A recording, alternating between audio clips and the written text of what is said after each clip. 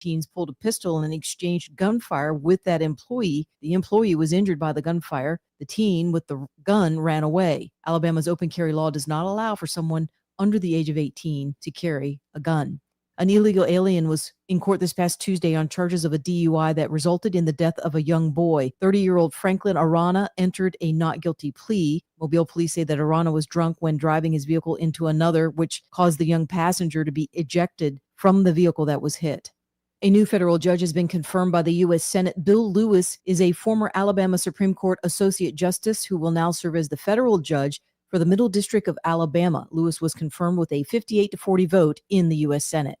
I'm Andrea Tice. For more news affecting Alabamians, go to 1819news.com. And while you're there, subscribe to the daily newsletter. Are you ready for some football? Whether you yell War Eagle or Roll Tide, if you're fourth and goal, then it's time you call in a special team, Alabama Home Mortgage. I'm Kim Williams with Alabama Home Mortgage, where we make mortgages easy. With a starting lineup like ours, you can rest assured that you are dealing with the MVPs of the mortgage industry here at Alabama Home Mortgage. Do you feel like you're being blocked on every play? Take a time out and make the call that will change it all. Call Alabama Home Mortgage at 567-4223, or you can visit our website, myalabamahomemortgage.com. Together, we can create the playbook that will lead to your financial victory. Don't let the clock run out. Call Alabama Home Mortgage today at 334-567-4223, or visit us online at myalabamahomemortgage.com. 567-4223. Alabama Home Mortgage, because there is a difference in mortgage companies. War Eagle, Roll Tide. NMLS 1586-36-8, Equal Housing Lender. When you're hiring, have you ever felt like you're missing out on meeting great candidates? Well, they're not hard to find when you go to ZipRecruiter. ZipRecruiter helps 10 million people with their job search every day. People who are actively looking for jobs like yours. So it's easy to find the right person fast. 4 out of 5 employers who post on ZipRecruiter get a quality candidate within the first day. Try ZipRecruiter for free at ZipRecruiter.com/free. That's ZipRecruiter.com/free. With Progressive's Home Quote Explorer, you can easily find the right home insurance for you, even if it's not with Progressive. But if you don't choose us, then sure, okay, it's not going to work out. We're not going to cry about it or stay awake wondering what our future together would have looked like. We can't get emotionally invested, even if it sounds like we are. Progressive's Home Quote Explorer allows you to easily compare home insurance rates and coverages in one place, even if it's not with us. Progressive Casualty Insurance Company affiliates and third-party insurers. Comparison rates not available in all states or situations. Prices vary based on how you buy. I love you. I shouldn't have said that. The views and opinions of the following program are solely those of the host and other contributors. These do not necessarily represent those of Liberty Acquisitions 825, Blue Water Broadcasting, its management, staff, or any advertisers.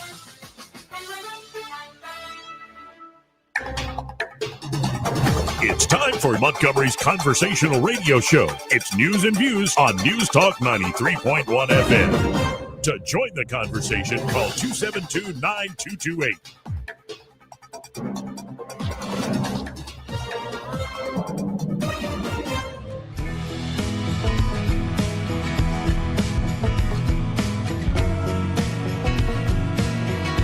Clarke. Welcome into the program. I'm your host, Joey Clarke. Here on a rainy day out of Montgomery, Alabama. But the day must go on. And joining us, as is now tradition on the show, here to kick off the show on Wednesdays, we have the one, the only Jeff Poor, host of the Jeff Poor Show, and he's also editor-in-chief there at 1819news.com. Jeff, how you doing today, sir? Doing well. Thanks for having me on. Thanks for being here. Now, one thing we were talking about on your show in the morning, this AM, was this ripple effect that continues with the downfall of, say, traditional media, corporate press, legacy media, whatever you want to call them, folks. But in particular, it looks like the usual ways they would have gone about trying to sell the shutdown politics is now starting to feel the pain here on Main Street at the beginning of next month. It seems like those old tricks aren't working anymore, and maybe this is kind of the future.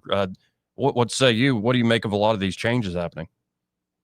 No, I agree with that assessment. That you know, the media just don't have they don't have the bite like they used to, do they? They don't. People aren't. They're not, controlling the narrative. I think there's really a lot to be said about that. And we said this after 24, and they threw everything they had at Trump trying to beat him, and they couldn't do it. But I just think they're going to have to continue to learn the hard way, and this is it. Chuck Schumer's playing with a playbook, I think, that's from like 10, 15 years ago. Like, get our buddies in the media to villainize Republicans. We'll go find some hardship story, and we'll run it on CBS Evening News, and then we'll get our other buddies, the other networks, to do the same, and that would sway public opinion, and that worked. It just doesn't seem to be landing any kind of blow right now. And you're seeing one of the major networks start to restructure. Looks like brutal layoffs are hitting CBS News. They're planning to axe more than 2,000 staff across the organization. Barry Weiss calling it, quote unquote, an enormously difficult day. What if you were in, say, Barry Weiss's shoes? Like, hey, Jeff Poore, we want you to be editor-in-chief of CBS News. I would love to see how you would slash and burn and restructure a place like that. But what do you make of this restructuring of CBS? Yeah, I think these news gathering operations are what they are. I mean, they're very, very expensive. It's not inexpensive to do this, what these guys do. And you got to figure out a different way to do it. You got to figure out how to do a different business model. So, I say this all the time. What used to justify the way they were currently constituted, these news operations, to be able to do what they do, was that, look, we may not bring in buku bucks and draw a profit, but look, we impact the conversation. You want a very top-heavy Washington Post with all the best, journalists working here, because you may lose money, but you get to steer legislation. You get to pick who's president, and there is value in that. So you need to maintain the status quo. And then, we come to find out, well, that's not true anymore. It's just the rise of the internet. So I think you got to get kind of, what does the marketplace want? I need to really, really look hard at it. I exist in this conservative bubble, but you can kind of figure out what we need in Alabama really easily. But what do you need nationally? How do you beat NBC Nightly News in the ratings, who always win the ratings war? How do you beat? They're a third place network. CBS historically, they've been one of the more left leaning networks, but their morning show is behind Good Morning America and Today.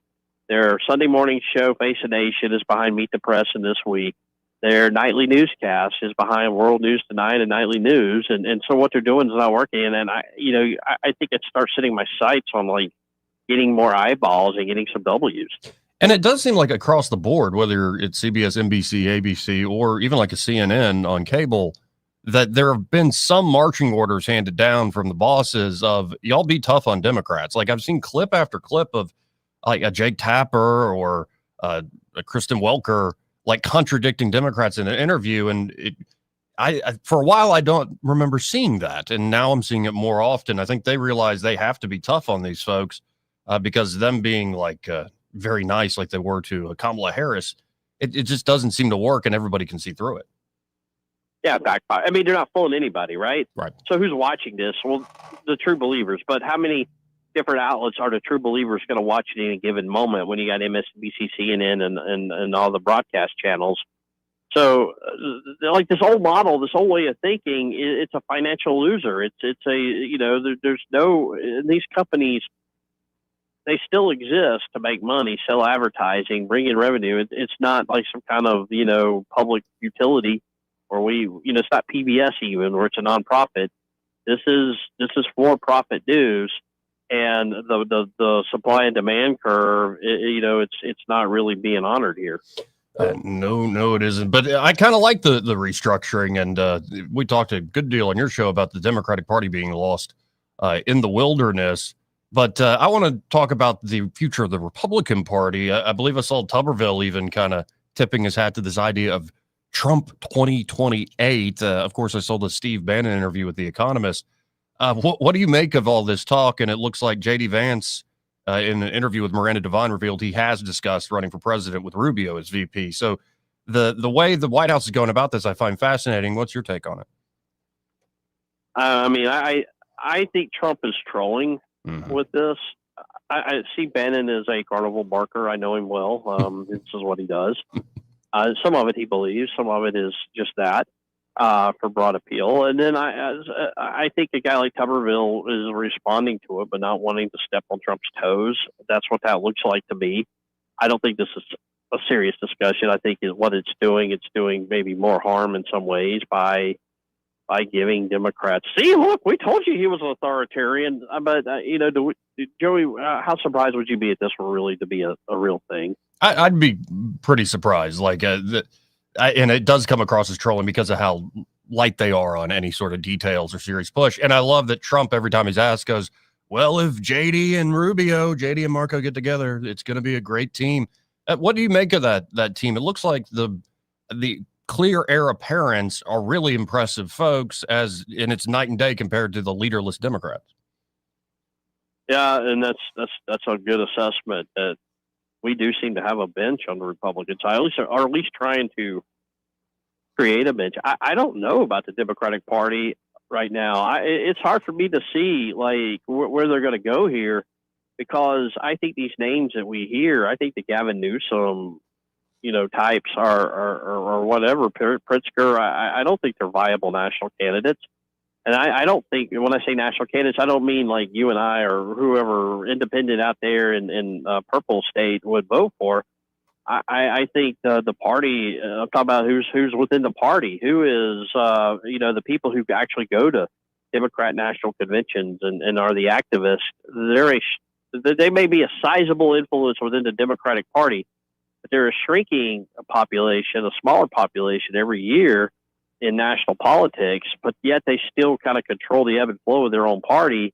So do you think that your typical Charlie Kirk hating in his death type liberal is going to be excited about J.B. Pritzker? No, though some of them can easily be trained to be excited. I guess, but yeah, and sorry to interrupt you, but Joey, I don't know about that. I think it's way more radical, and this guy is sort of, he's silk stockings, family money, and that's not going to win you Iowa or might win you New Hampshire. You may get someone come out of that lane, but the grassroots Democrats are going to go toward the Bernie Sanders side of the equation. Yeah, and I think I saw a poll yesterday, a New Hampshire poll showed Buttigieg at the top of the heap, followed by, I believe, Newsom, and even Kamala still has some poll numbers. And we were talking about this earlier. I don't think, if I'm looking at the Democrats, I don't think it's coming from California, Illinois, or New York. What would ever happen to, could you get a Democrat from Georgia? Could you get a Democrat from Colorado? Could you get a Democrat that isn't in the mainstream? Or could you get somebody like Trump, like a Mark Cuban, or somebody with a lot of money and personality jumps in and tries to take over the party? I think possibly we don't even know the name of the next person that might be their new leader. I think so. I think that's where they got to go. It has to be as close to Obama as they can manage, because you aren't really voting for Obama because of his policy on what X, Y, Z. You were voting on the idea of Obama. I mean, let's be honest. People voted for Obama. He was a good speaker. He looked like a guy who would fill the role. He's the first black president. And it wasn't free college tuition, forgiveness, or, whatever your liberal hobby horse is that won him the presidency. And I think the same perception sort of applied to Biden. Our idea of Biden wasn't what Biden has turned out to be, sort of this cognitive declining politician. Before, if you go back to 2020, he was like the outspoken loudmouth in the state Senate. In the U.S. Senate, and he said crazy things, but he just seemed like he wasn't necessarily one of these guys who would really adopt a far left wing, Noam Chomsky sort of agenda. Yeah, and I want to shift gears here because we'll have many days to assess what's going on with the Democrat Party. But in particular, I'm worried about the continued reign of Dixiecrats, or people at least used to be Democrats in this state, and kind of the old infrastructure here in Alabama. And I'm seeing these stories of John Wall reaching out to the Alabama Education Association, the AEA. I believe Wall was recently on your show. Part of me is like, why were you associating with them whatsoever? My reaction is the AEA is not your friend if you're a real hardcore conservative in the state. But what's Wall saying? What's your take on this? Yeah, I think I think there's something to be said about that for sure, about what John Wall's doing. I mean, he's trying to be a diplomat, and maybe he has good intentions, but I just, these guys, and having dealt with them personally, like having sat down with them and talked to them and had their representatives say, hey, we're not what you think we are. We're not Paul Hubbard's, AEA anymore. Our teachers are conservative. They don't want to teach this woke stuff or whatever. And we get it. We're not going to be pro school choice, but we're not going to be, we're not going to fight it like we used to. And then, a few days later, their newsletter arrives in my mailbox, and it's exactly the opposite of everything they told me. And I'm like, maybe they have to do that with their membership, but why are they telling their membership one thing and me another? And are these honest brokers? Are these the kind of people that the Alabama Republican Party needs to be getting in bed with them and brokering deals with, when you still have, it's not been that long ago. I mean, they fought it tooth and nail going into that 2010 election, trying to keep, Democrats in charge. Do you think there was a lesson there with what eventually happened to Mike Hubbard, that don't try us or we will find ways to push back? Yeah, I mean, that was where some of the, I guess, some of the energy was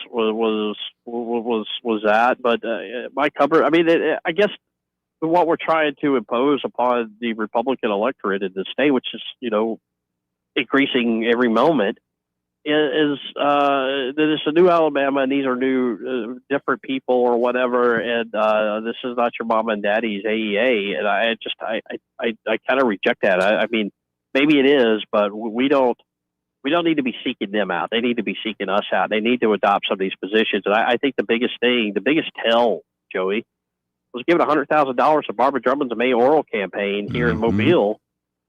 And that's not a show of good faith, because the opponent was Spiro Charagotis, who's not a rabid right wing MAGA Tea Party guy or whatever. It's sort of more of the moderate, you would think maybe appealing type of politician to if somebody might hold their nose and vote for a Republican among the ranks of the teachers union, but that's not the direction they went. Yeah, and I'm not knocking John Wall. I had him on recently as well, and I think he is trying to just be a diplomat here. I will say, though, I'm looking forward to, Coach assuming the governor's office. I have a feeling Coach Tuberville maybe won't have any warm feelings for the AEA, though he'll have to, of course, meet with everybody behind the scenes. And shifting to the statewide elections, what do you make of A.J. McCarron jumping in? I played the ad. We watched the ad, a whole group of us together here on the airwaves. I actually thought, in terms of how you put together an ad in Alabama, keeping in mind who's won in the past, it's a pretty good package deal they're throwing out there, but he is young. So what do you make of A.J. McCarron throwing his hat in the ring? I mean, that's the way I've described it on my show. It's a campaign in search of a candidate. A couple of things. I think he is recruited. I don't know why the powers that be are reluctant to get behind any of the declared candidates. This happens in Alabama a lot. This happened in when Tuberville ran. We don't know about Tuberville. Everybody still feels sort of in Washington, D.C. kind of political infrastructure betrayed by the Roy Moore experience. And there's always some political consultant or somebody out there who looks at it and I think says, well, this is a way for me to get my next red ticket or whatever. And it's that. It's just they started doing this, Joey. They started just polling this just to see what kind of reaction they got. And they started thinking outside the box. I think somebody knocked on A.J. McCarron's door and saying, well, Paul Feinbaum, and said, hey, what do you think about running for higher office? So we polled it, and, you could win this race. You could you could have this leadership role in this state, and you could really make a difference. And, I don't think they woke up one morning and said, Charlie Kirk assassinated. I really need to do my part in society. I think it was just, I think that's a good entree and good validation of it, but I really think that there's a recruiting effort underway. Yeah, and it seems like, the folks who did the masterful job of introducing, say, Senator Britt with billboards all over the state, now if you have an A.J. McCarron, you don't have to spend all that money for name ID. You can use it for other terms. And my next question was, what do you make of the Feinbaum rumors? Are they just rumor, or is there maybe something to him jumping in the U.S. Senate race? It's a real thing. And we know he's meeting with like NRSC guys and other like national kind of political consulting firms and talking about it. I mean, it's all talk is cheap right now, but we know it's a real thing. I think why you haven't heard as much about it, Joey, is I think with the ESPN saying, hey, you need to cool it on this. We can't, if you're running for office, you don't need to be going on First Take or whatever. And that quieted it down some. I mean, he's obviously not talking about any of it on the show. He's not going out and doing any more interviews with Clay Travis. So to me, that is, just because you're not hearing and seeing things doesn't mean it's not still going on. Oh, and what a heck of a state we have. Well, we'll end up with Coach Tuberville, the star quarterback from the Crimson Tide, who won national championships, and then Paul Feinbaum, the man who's been documenting football in the Southeast for how many decades has it been on air? That I don't know. Since the 80s. Yeah. Yeah. Since the late 80s, he got his radio show, but he was the beat reporter for the Birmingham News in the early 80s. He was still, covering Alabama football when Bear Bryant was coach. But he's been a fixture in the state. His high name ID. Here's what I attribute it to, and I think this is it. We live in a one-party state. Yeah. The problem with our one-party state is as such that the people don't necessarily realize it's a one-party state. They know that Republicans win, and they think they're really doing their part by maintaining this as a one-party state. But the general election is a formality. So you have this primary election where all the decisions are made, and the old Mr. Smith goes to Washington, or in this case Montgomery, doesn't work anymore. I mean, they don't vote in those elections. So they're sitting around and thinking, well, how do we get people to come out and vote? And they look around, and you got to find the celebrity. And in this state, our celebrities tend to be these sports figures. I mean, I guess if James Spann or, name another statewide celebrity, maybe it's a musician or something, but typically you can find more walks of life there that's this, and the other thing that really contributes to this is there is this appetite for an outsider. And, A.J. McCarron didn't register to vote till 3 days ago or whatever. But, hey, look, some people see that as a virtue. They think that we have too many career politicians and too many people who are like hyper engaged, and you need a fresh perspective. And he's going to check that box because we live in the era of populism and Trump. Yeah, and I look at Steve Marshall, I look at Barry Moore, I had Jared Hudson on last week. I think I'll have Morgan Murphy here in the 2:00 hour today. I look at that crowded race, and I kind of shake my head if Feinbaum is actually jumping in. It's like, good luck, guys. But I'd imagine he said many things over there. Some of the Oppo research will probably be fascinating and funny. How much does that penetrate? I mean, he's right. I've seen a lot of it. It's Black Lives Matter, or it's taking shots at Donald Trump, or the Alabama legislature for redistricting. There's a lot of it out there. But at the end of the day, how much is that going to kind of pierce the electorate and get to them in a way that would persuade them not to vote for Paul Feinbaum? Well, and folks that react to some of these well-polished ads, I'm like, you do have to remember, like, the ads our current governor ran, and they worked like a charm with a lot of our voting population. No way, Jose. That's absolutely right. It's not sophisticated. You don't need like a gold-plated campaign. It just exists the way it does, and that's why you have McCarron, Bruce Pearl, Paul Feinbaum, and I'm sure there's probably others out there. Well, I appreciate your generous time today. If folks want to check out what you're writing about, thinking about, what you're up to, how can they do so? 1819 News, 1819news.com as always, but check me out at x.com/Jeff_Poor. Thanks, Jeff. We'll do it again soon. Again, Jeff Poor, always appreciate him kicking off the show with us on Wednesdays. This part of the program brought to you by River Region Contracting. And there at River Region Contracting, they're ready to help you with that roof of yours, probably like the most important part of your home. It's the roof, it's the foundation. And you want to make sure that roof is jam up and jelly tight so you aren't getting even small leaks, because small leaks become big leaks and they become big problems, like with the roof, with the structure of your home. And so you should get regular inspections done. Preventative maintenance can make the life of a roof last longer and longer and longer. And the beauty with River Region Contracting is when you call them up, they're at 356-8635, say, hey, I'd like to get an inspection done. Their inspections are always free. So they can come out and say, no, you're golden. Your roof looks great. Good job. You don't owe them anything. But if they do come out and they find an issue, they will write up an estimate for free on how to fix it. And they're insurance specialists there at Region Contracting. So if they find a problem with your roof your insurance company may pay for, they could walk you through the claims process and make it a swift and easy experience. Y'all check out River Region Contracting today. Get on top of it, at least to get an inspection at 356-8635. That's 356-8635. And be sure to tell them that Joey, that fella on the radio, sent you. He may not know whether he's coming or going, but whether you're going to work or coming home, Greg Budell is there. Mornings, 6 till 9, and afternoons, 3 till 6. Only on News Talk 93.1 FM, WACV.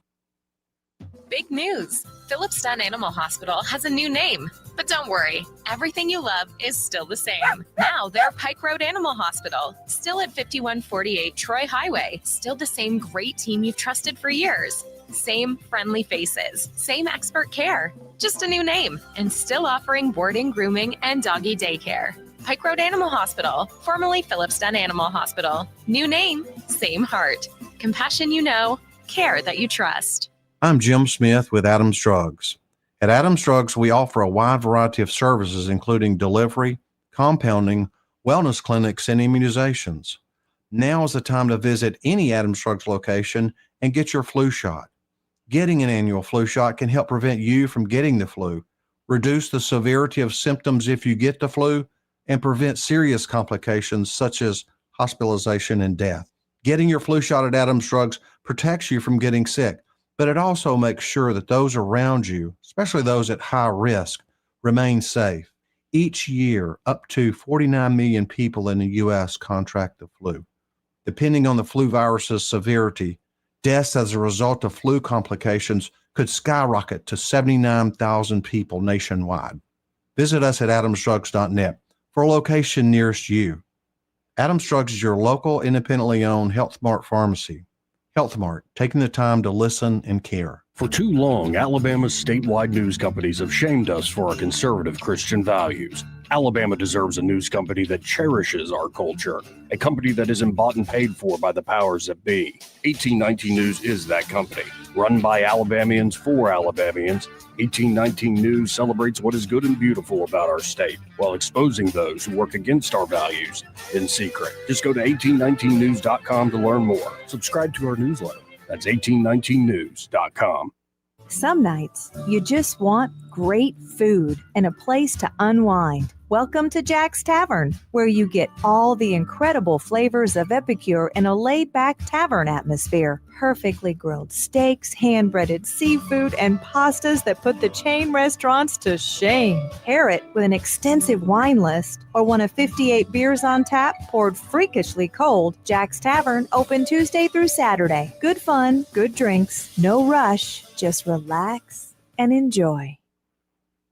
Rich Thomas weather brought to you by Wiley Sanders Truck Lines. Truckers, if you are looking for green grass, contact Wiley Sanders Truck Lines. In business since 1959 and still growing. Call today, 855-777-9785.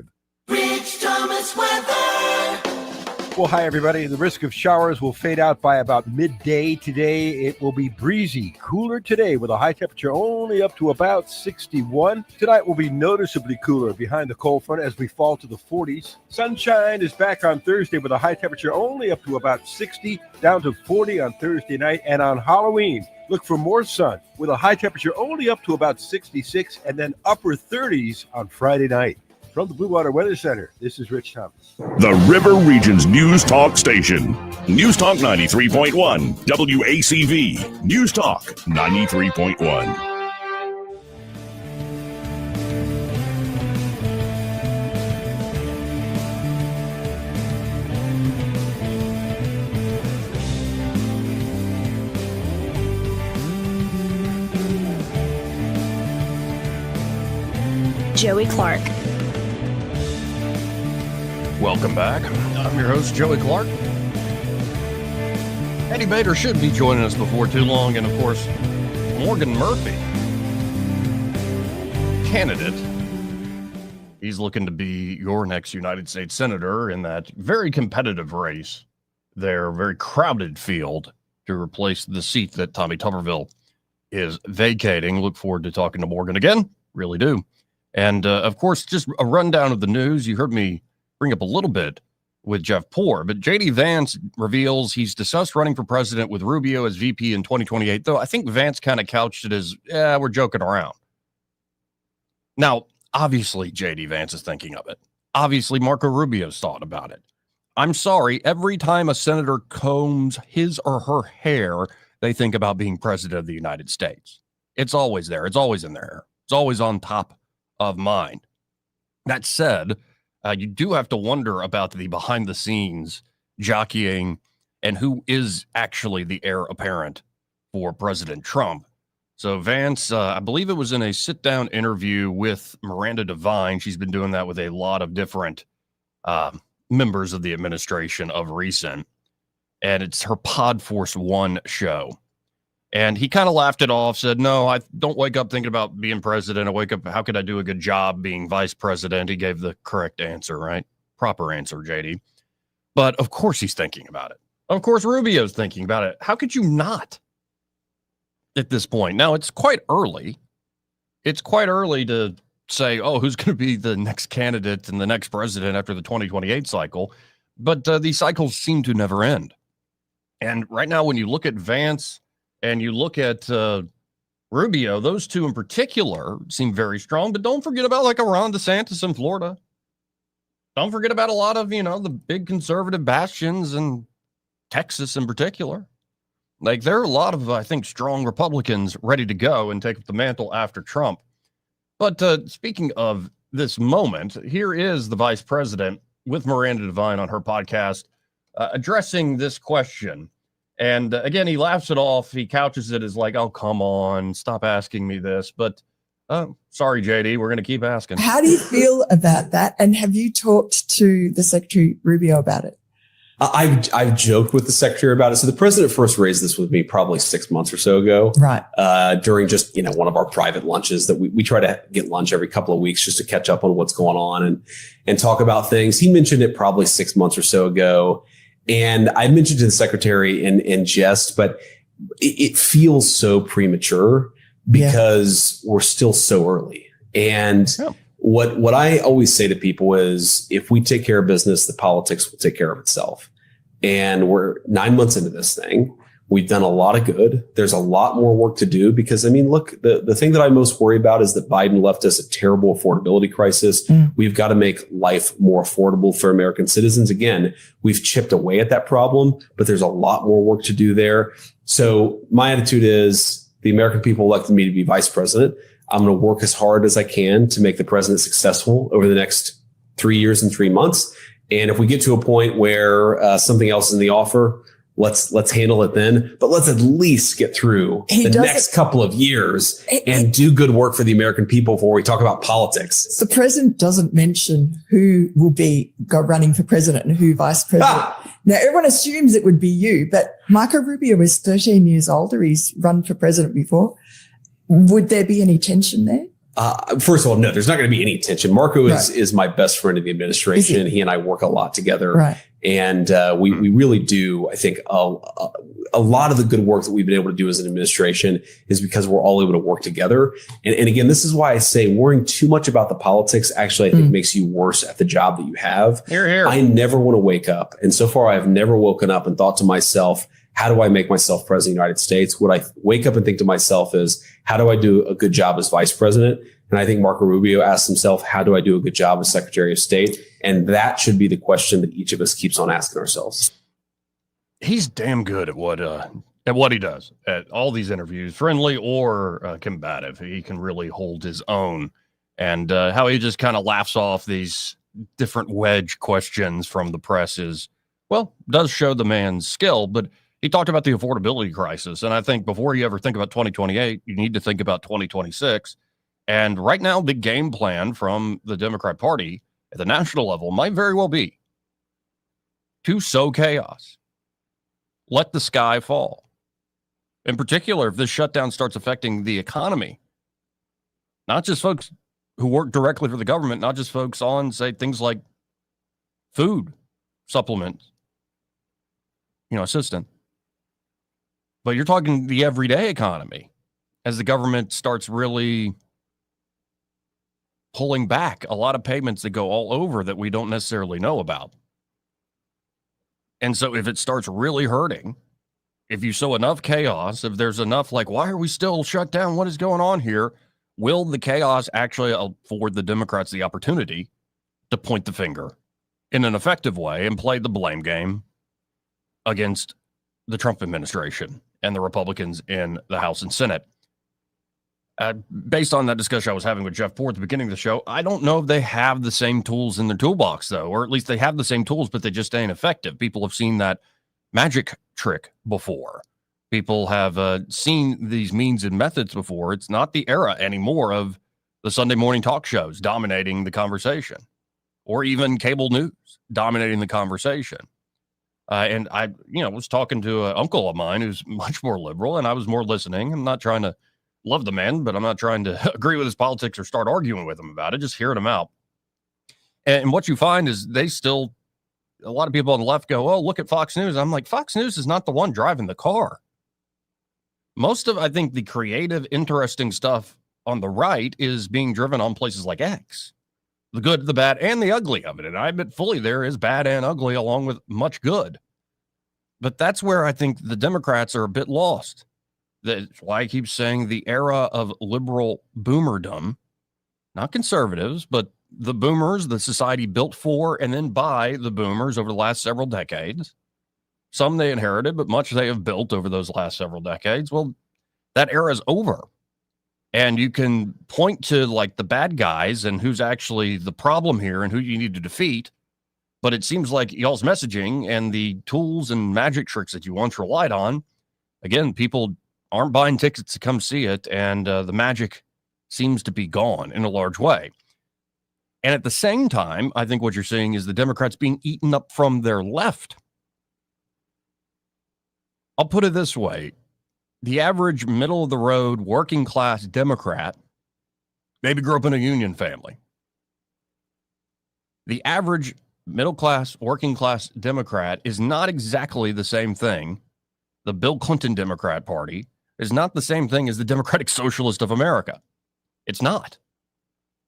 And so as you see the guy running in Minneapolis, Montgomery in New York City, of course, AOC and her little gang of thieves, they are the ones driving the conversation. Bernie Sanders is driving the conversation.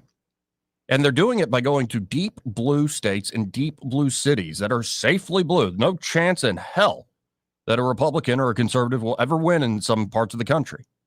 And it's only gotten worse after COVID as more and more people are conservative, moved with their feet. They voted with their feet. They moved.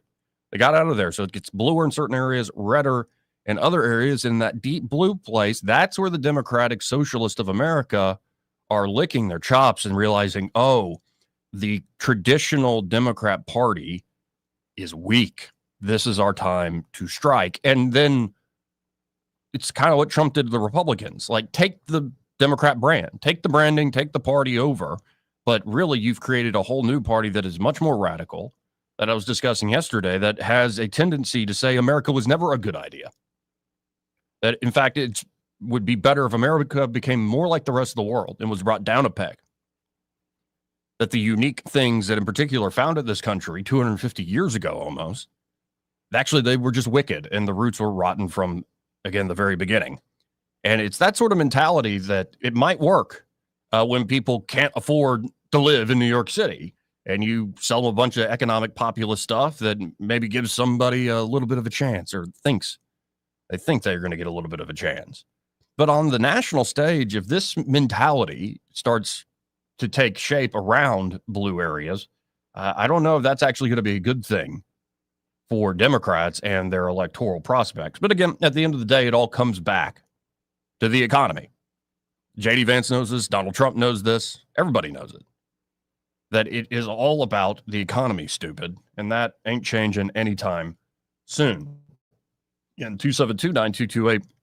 If you want to get in on the conversation, that's 334-272-9228. In just a second, there's a film trailer that dropped that got me thinking about this stuff. About the takeover from the left in safe blue areas by the Democratic Socialist of America. go to that trailer for this documentary coming up, but it's about Mondami's hostile takeover. Now, maybe this is overstated. Maybe it only works in deep blue areas and doesn't work in anywhere that's nearly purple or certainly not red. But the Democrats are getting it from both sides. Trump is dominating the messaging. Trump and his team are winning not only the PR war, but they're also getting a lot of wins around the world. And at the same time, you're being eaten up by your left flank. It's not a good place if you're kind of that middle-of-the-road Democrat, if you're that Illinois Democrat of the Obama machine or the California or the New York Democrats in the traditional systems. Y'all ain't popular, even with your own people, and it's starting to show. First, let's go to the phones. Line 1, you're on there. Who's this? Hey, this is East. Hey, East, how are you? And I'm all right. Look, you might have already talked about this, but I'm kind of a latecomer, especially to today's show. I've been busy. This talk of a third Trump term, is that just Mr. Trump trolling the liberal establishment and making their heads explode? I think it is. I asked Jeff Four about it because he knows Steve Bannon, who first really floated this. And he said Steve is a bit of a carnival barker and only believes about half of what he says. Sometimes the other half is trolling and just provocation. And I think that's what Trump's doing. The more he trolls in that way and makes them very nervous, and it confirms their worst instincts about him, their most hyperbolic stuff. It gives a free lane for people like J.D. Vance and Marco Rubio. So I think it's actually a kind of ingenious strategy to drive them crazy while giving your guys under you a little breathing room. Yeah, it is really funny because our friend Glenn Beck, whom I used to listen to quite a bit back in the early 2000s, he's saying that Trump is going to tear the White House down. And I'm just like, well, Glenn, where do you get this stuff, man? It sounds like stuff out of a National Enquirer type deal or the World Magazine. Yeah, I don't know where Beck is getting that. I'd have to see that. Yeah. I mean, and it's just that, and half the stuff you see as headlines on social media is really not. It's not real anyhow. So I'm kind of getting jaundiced or jaded here, and say I don't know if I believe this stuff. But somebody anyway, asked me. Kind of wanted your perspective. To your point there, East, somebody asked me last night, how do I prepare for the show? And I have two buckets at least. One is sort of the daily churn that, yeah, it could be true. It could be false. It could be kind of somewhere in between, incomplete. And so the daily churn, daily headlines, you got to just take them for what they are on face value. You react often emotionally and your own bias. And that's kind of the daily news. You're right. There's a lot of crap out there in the news cycle, especially in this age of social media. But the other bucket is deep learning. And I put into that category political philosophy, economics, geopolitics. And of course, if you haven't read the scriptures, you haven't read the Bible, you're probably illiterate. And what I find is like, to put myself at ease from all the obnoxious fake churning of the daily news cycle is I lean on the deep learning stuff. And I fail sometimes and still get frustrated and angry, as you and many others have heard. But that helps me make sense of a lot of the day-to-day. And it's kind of like that scene in The Matrix where you start to see the patterns in it. And I'm at that point where I'm starting to see the patterns of a lot of the news cycles. And it's some days it's fun. Some days it's like, more crap. Well, you're one of us, Joey. And I want to tell you something that a tremendous void was left by the passing of Rush Limbaugh. And you have filled it handsomely. So I appreciate you giving us some thought-provoking radio, at least in the river region. Well, thank you, East. God bless her. Have a great 272-922. Yeah, let's go to another phone call. Line 2, you're on there. Who's this? It's Papa B. Hey, Papa B. How you doing?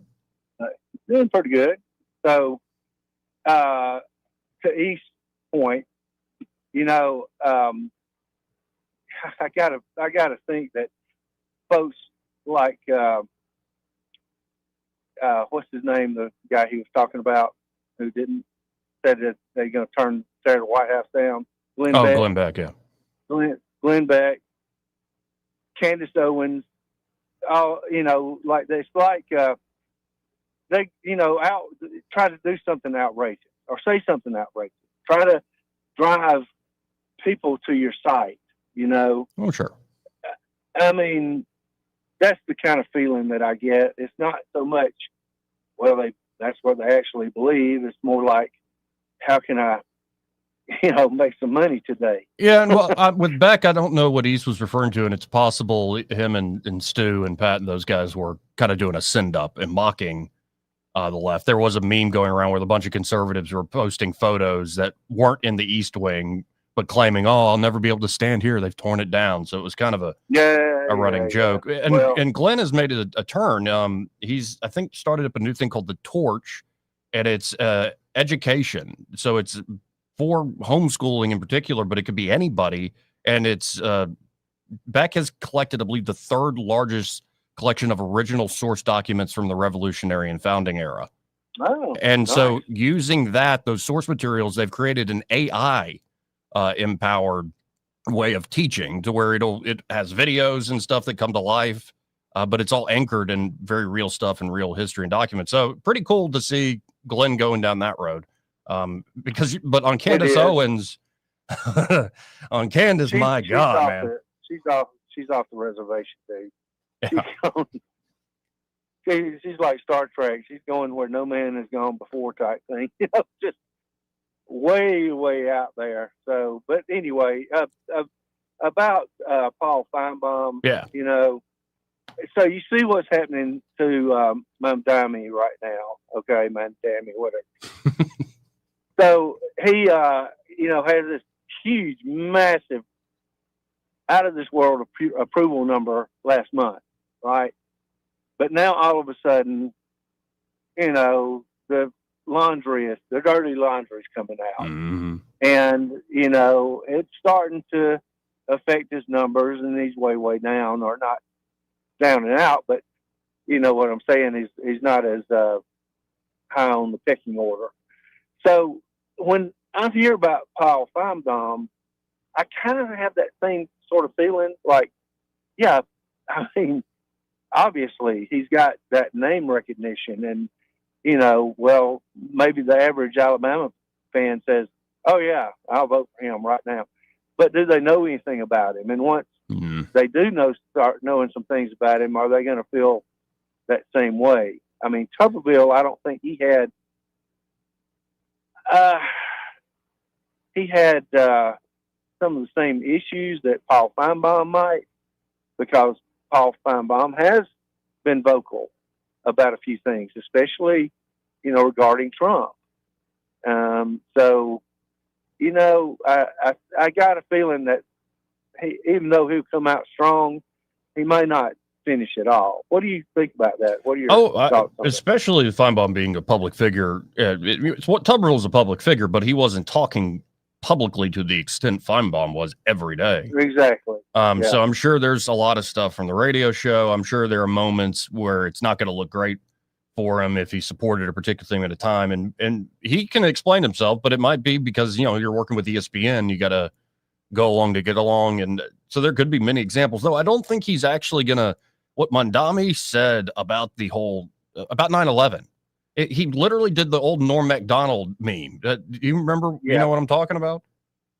No, I don't. Actually. Yeah, Norm Macdonald put this out years ago, saying, "What terrifies me is if ISIS were to detonate a nuclear device and kill 50 million Americans. Imagine the backlash against peaceful Muslims."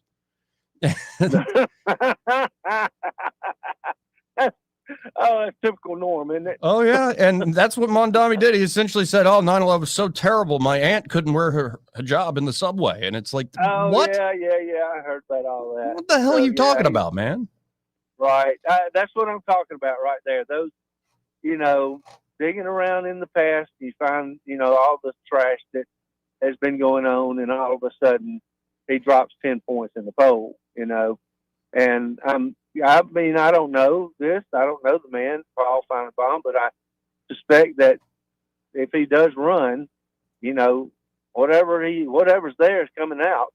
And the loyalty that Trump enjoys in this state will override any Senate candidate. If you've got some issues against Trump, I imagine you're going to have trouble making it to the finish line. But anyway. Well, I appreciate it. Thanks, Thanks, sir. Bobby. Thanks a lot. 272-9228. We got to hit a quick break here. Be right back. Want to carry News Talk in your pocket? Download the News Talk 93.1 app from the App Store. Available on iPhone and Android. Never miss a moment. Download now.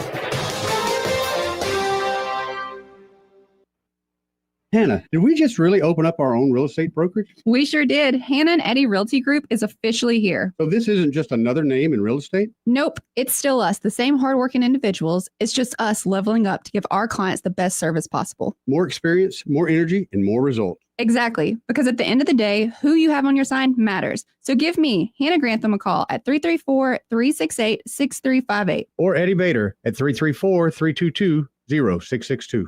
Trust Montgomery's glass experts to provide you with fast and convenient service when and where you need it. Find out how affordable independent glass can be. Free estimates on storefronts, shower doors, furniture tops, plate glass window glass, plexiglass, custom beveled mirrors, residential or commercial services. You come to them or Independent Glass will come to you. Call Independent Glass 263-2823, 263-2823, or stop by 2047 Bell Street near the entrance to Maxwell. Independent Glass. Hello, this is Yasmin Hostin with Beauty and Beyond. We've been advertising with Blue Water Broadcasting for 10 years plus. If you would like to increase your business, use Blue Water Broadcasting radio stations. They get results. Did you know that radio is the #1 reach platform in all of media? It's true. Call us to find out how to put radio's #1 reach to work for your business. Blue Water Broadcasting. Local folks helping local business. Live local talk. The River Region's only 24-hour News Talk FM station. News Talk 93.1 FM WACV.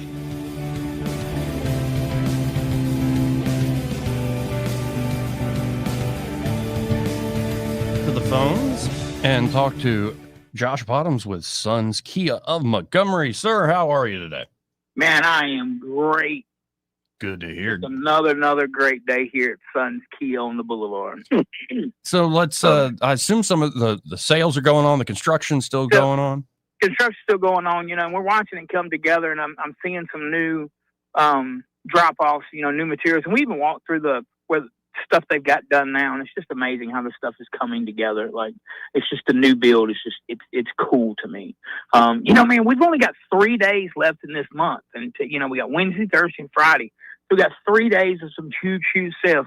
They say the end of the month is the best time to buy a car. Would you believe we got 2026 K5s up to $3,000 off already? Wow. Still got a few 25s left that I can do a really, really good deal on. I've got Sorrentos up to $4,400 off. We've got Seltoses up to $5,000 off. I got a new 2026 Kia Seltos that you can lease for $269 a month. That is unheard of in this day and time to have a car payment for $269. We've also got I've got a loaded Kia Sporties that you can lease for $399 a month. Nice. So again, just crazy low payments on some stuff right now. Service department is open. We're still running the half off special. Salute the service. Half off special for oil changes on any make and model, so you can bring an F-150 in and get half price off. You just need your military ID, either active or retired. So it's a great time just trying to finish this month up. Just get by the boulevard there, or folks can check you out online too. That's right. Y'all come see us on this side of the boulevard, or you can visit us online at www.sonskiamontgomery.com. And folks, when you get in touch, be sure to say, I heard Josh with that Joey Clarke fellow on the radio. That's it, man. Thank you so much. Thank you, sir. Have a good day. Again, that's Josh Bottoms there with Sons Kia Montgomery. Y'all go check him out. And I'm a Kia man myself, so especially some of those deals on the K5s over there. I like my K5. Let's go to line 2, talk to Connie. Hey, Connie, how are you? I'm good. I just had 2 things I wanted to comment on. Okay. First of all, about Glenn Beck and that statement. Remember how people take clips and just cut one little snippet out of what's being said? Mm-hmm. I think that's what happened. Okay. Because I watched Glenn Beck. And when he did that, he was mocking the Democrats. Okay, yeah. That was just somebody took that little section, like they tend to do, and just said, "Oh, look at what he said."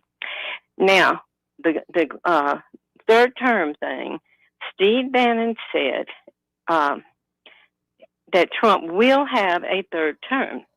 Well, those of us who know he won in 2020 say this is his third term, so that third term is now.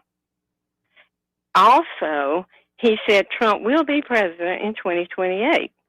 He didn't say he'll run in 2028. He said he'll be president in 2028, and he will be. Yeah, at the very beginning. Yeah, he will be president until January 2029. Okay, so he worded. Bannon loves to troll the Democrats, and he worded things so that they would understand it a certain way, but that's not what he said. Yeah, I think you hit the nail on the head there. Okay, that's all. I just wanted to clarify that. Now, Glenn Beck got off track years ago, and I quit watching him for a while. But he is very pro-Trump now. He's still very conservative. I don't agree with 100% with him or anybody else, but that was taken totally out of context. He was mocking the Democrats. Well, I appreciate it, Connie. Okay, thanks. Got to hit this top of the hour break. Be right back after this. Broadcasting from the Riverside Chevrolet Master Control Center, this is WACV Cusana, News Talk 93.1 FM. When it's Chevy, it's Riverside. Current news, I'm Bob Agnew in Washington. The Federal Reserve expected to cut its short-term interest rate today for the second time this year, despite an increasingly cloudy view of the economy. It's trying to influence cloudy because so much government data that's normally at their disposal has not come out for the past several weeks because of the ongoing government shutdown. President Trump is apparently sounding like somebody who does not plan to run for a third term, knowing that it is no way forward constitutionally. And House Speaker Mike Johnson is also throwing cold water on the notion of any third Trump term. He's a constitutional lawyer and says there simply is no way forward for that. General Motors laying off about 1,700 workers across manufacturing sites in Michigan and Ohio as the auto giant adjusts to slowing demand for electric vehicles. On Wall Street, the Dow Jones Industrial Average up 162 points. The NASDAQ up by 112. This is SRN News. Wesley Financial Group is not a law firm, and Chuck McDowell definitely not an attorney. This is Chuck. If someone talked you into buying something really silly and you want to get out of that silly little thing, my advice, get the facts. Call me and I'll send you our timeshare exit kit absolutely free. Inside, you'll learn how timeshare works and all your options for cancellation. Call Wesley now for your free exit info kit. 800-762-6565. That's 800-762-6565. Hey, I'm Mike Slater. My dad passed away at the age of 63. It's out of nowhere. Had a stroke. Super hard, obviously, for the whole family, but my dad had life insurance. This is why I have life insurance for my family, for my wife and 4 kids. And the best place to get life insurance is ethos.com because you can do it in 10 minutes. And there's no medical exam and no blood test, just a few health questions. Get life insurance in 10 minutes so your family is protected. Ethos, E-T-H-O-S, ethos.com/. Rich Thomas Weather is brought to you by McPhillips Shinbaum. My name is Aaron Luck, a partner with the law firm of McPhillips Shinbaum. If you or someone in your family has been seriously injured by the negligence of someone else, call me directly. 262-1911. Rich Thomas Weather. Well, hi, everybody. The risk of showers will fade out by about midday today. It will be breezy, cooler today with a high temperature only up to about 61. Tonight will be noticeably cooler behind the cold front as we fall to the 40s. Sunshine is back on Thursday with a high temperature only up to about 60, down to 40 on Thursday night. And on Halloween, look for more sun with a high temperature only up to about 66 and then upper 30s on Friday night. From the Blue Water Weather Center, this is Rich Thomas. Ready to borrow smarter this season? Apply online in minutes at yourasecu.com. Call 334-270-9011 or visit your local branch today. ASD Credit Union. Your life, your cause, your ASD. Terms and conditions apply. Federally insured by NCUA. From the Blue Water Broadcasting News Center, here's today's top stories. A bill has been pre-filed to ban gender discussion in Alabama classrooms. House Bill 23 bans discussion of gender identity or sexual orientation in public school for pre-K through 12th grade. HB 23 also requires school staff to call students by biological sex at birth pronouns. Federal SNAP benefits will be suspended as of November 1st due to the government shutdown. Governor Kay Ivey announced on Tuesday she has no plans to call a special session of the Alabama legislature in an attempt to continue SNAP assistance. Governor Ivey cited the fact that SNAP is a federal government program. The state of Alabama has awarded a $1 million grant to the Montgomery County Sheriff's Office. Sheriff Derek Cunningham made the announcement at a press conference on Tuesday. Cunningham said the department will use the funds to buy body cameras and hire 10 new deputies. From the Blue Water Broadcasting News Center, I'm Sky Mosley. This hour of news and views is brought to you by our good friends at Alabama Home Mortgage. Alabama Home Mortgage, 567-4223. Visit them on the web at myalabamahomemortgage.com. NMLS number 1586368. An equal housing lender. Christmas open house days at Cafco Outlet are coming soon. Shop Thursday, October 30th through Saturday, November 1st to take advantage of great deals. Enjoy refreshments and door prize registration. On Saturday, we have music by Brian Brantley and back-to-back designer demos featuring our talented designers. Want early access to Christmas bargains? Shop now because we've already discounted our merchandise to our open house prices. Shop now while selection's at its best to avoid the crowds and the rush. Your best deal is at Cafco Outlet on the Wetumpka Highway. Pumpkin spice latte season, more like Prattville Carpet Fall sales season, when you can buy a square foot of tile, luxury vinyl plank, or carpet for way less than a coffee that tastes like a candle. I'm talking $1.39 a square foot. That's way cheaper than the big box stores. And Prattville will throw in friendly, helpful customer service for free. That's the big difference. Hi, I'm Ray Bowles from Prattville Carpet. Call us today for your free measurement. Prattville Carpet, we're more than just carpet. Shop the fall sale now at prattvillecarpet.com. The views and opinions of the following program are solely those of the host and other contributors. These do not necessarily represent those of Liberty Acquisitions 825, Blue Water Broadcasting, its management, staff, or any advertisers.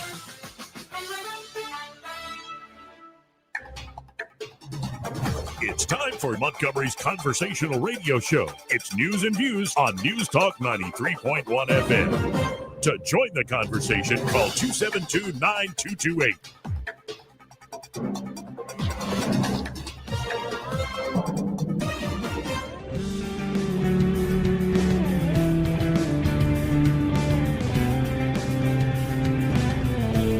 Back. Let's go right to the phones and talk to Austin Baranko with Invista Advisors. Hey, Austin, how you doing today, sir? Having a great week, Joey. How are you?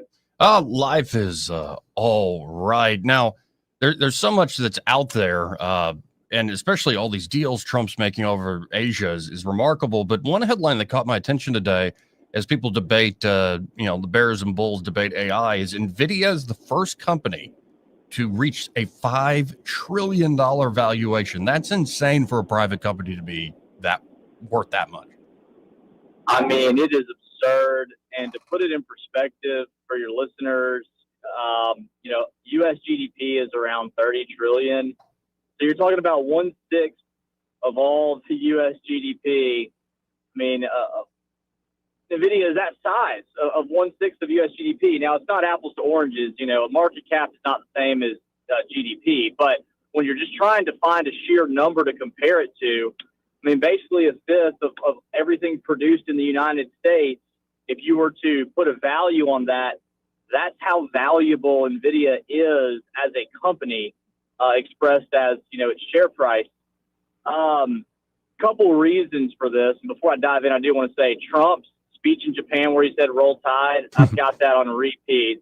Shoot that into my veins, baby. That was awesome.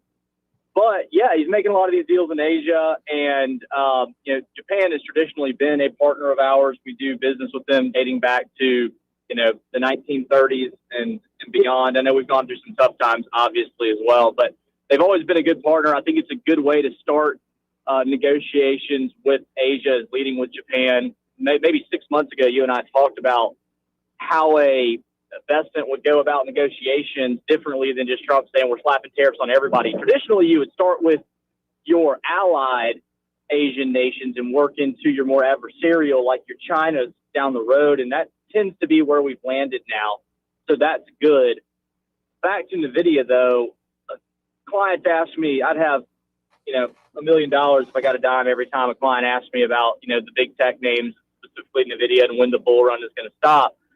And like we were discussing when I was in studio last week or so, like Elon has created a platform, for connecting people. NVIDIA is doing the same thing essentially. Yes, they've got these GPUs. Yes, they're leading AI, but, AI is more than just a catchphrase. I mean, you've got AI that's transforming the pharmaceutical industry. AI is transforming autonomous driving. AI is transforming search engines. So the platform thesis that we talked about it carries over, not just with Tesla, but with NVIDIA too. There are so many applications for their software and hardware that the ceiling, is so high for them.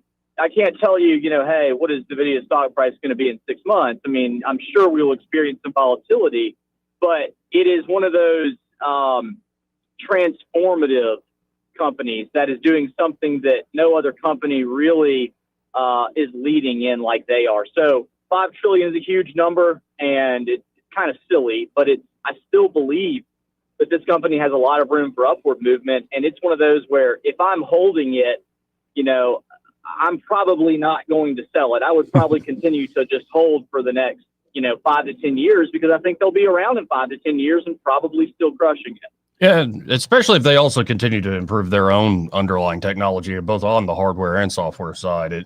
It's kind of remarkable, this race, and for them to be in the center of a lot of this AI race is, a well-earned valuation. But real quick before I let you go, let's talk about Invista Advisors and what y'all can offer to folks. The way I would put it, folks, is like you get great insights on what's happening with the economy, but of course, they are looking to create a plan that's beyond just the investment side of things. They're looking to create a long-term wealth management and financial plan of every aspect of life. And so it's not just you over there. It's like a whole team, right, Austin? Yeah, we got a whole team of various professionals. We associate with some attorneys in town that do trust work and estate planning. We have CPAs on staff and partnered CPAs over in Auburn that we do business with if it comes to any type of audit or tax that you need. And then we have, financial advisors and planners on staff to build these plans. And then we have economists and portfolio managers on our investment committee to make sure that once we built you a plan, we have experts that are driving the dialogue on your portfolio investments. And so anything in the realm of finance that you need, we've got access to a professional, to give you sound advice. And that's really, at the end of the day, what we do best is give advice on complex issues that most people don't come face to face with every day. And that's really all we do every day. So it's a good fit for people that need help. And if you give us a call, we'd love the opportunity to help. Folks, you can always learn more at InvistaAdvisors.com or just call them direct at 387-0094. Again, that's 387-0094. And be sure to tell them, hey, I heard Austin Branco on the radio show with Joey Clarke and want to see what y'all can do for me. Awesome. Thank you, Joe. You have a great day. You too. Appreciate you.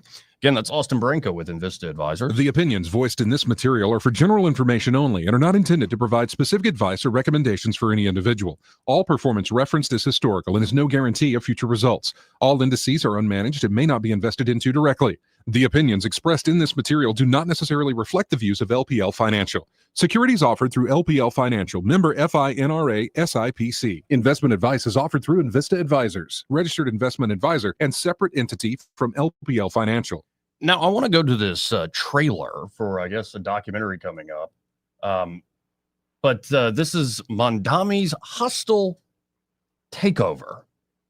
Let's listen in to this interesting investigation into the Democratic Socialist of America and how the Democrats are being devoured from their left in certain blue areas. It's no secret that the Democratic Socialists of America hate the Democratic Party. I think we're all on the same page that we hate the Democratic Party. The Democratic Party is not really our friend. It isn't. So why are the DSA such major players in the Democratic Party? This odd relationship can be understood with the cuckoo analogy. In nature, the cuckoo survives by trickery. It lays its egg in another bird's nest. The unsuspecting parents raise the imposter as their own until the cuckoo grows strong enough to push the true chicks out. The DSA is the cuckoo inside the Democratic Party. DSA is not the Democratic Party. We must separate ourselves from the toxic Democratic Party. We can put forward a clear, aggressive, principled strategy that pushes back against the Democratic leadership and the Democratic Party as a whole. DSA candidates run as Democrats in safe blue districts. They slip through low turnout primaries. And once inside, they use the Democratic label as camouflage while advancing an extremist anti-American agenda far beyond the party's mainstream. I don't agree with the Democratic Party, but it's a great tool. The Democratic is a tool that we use.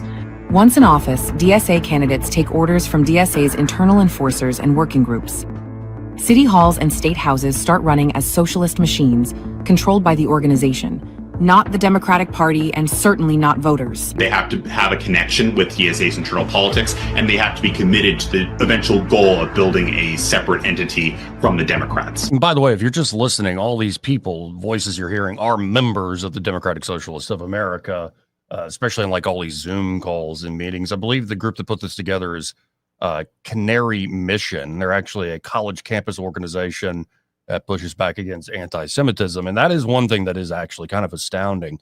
The amount that American Jews, the American Jewish community, built up a lot of your labor movements, civil rights, the involvement in FDR's regime, like just mainstays in the Democrat Party for a long, long time.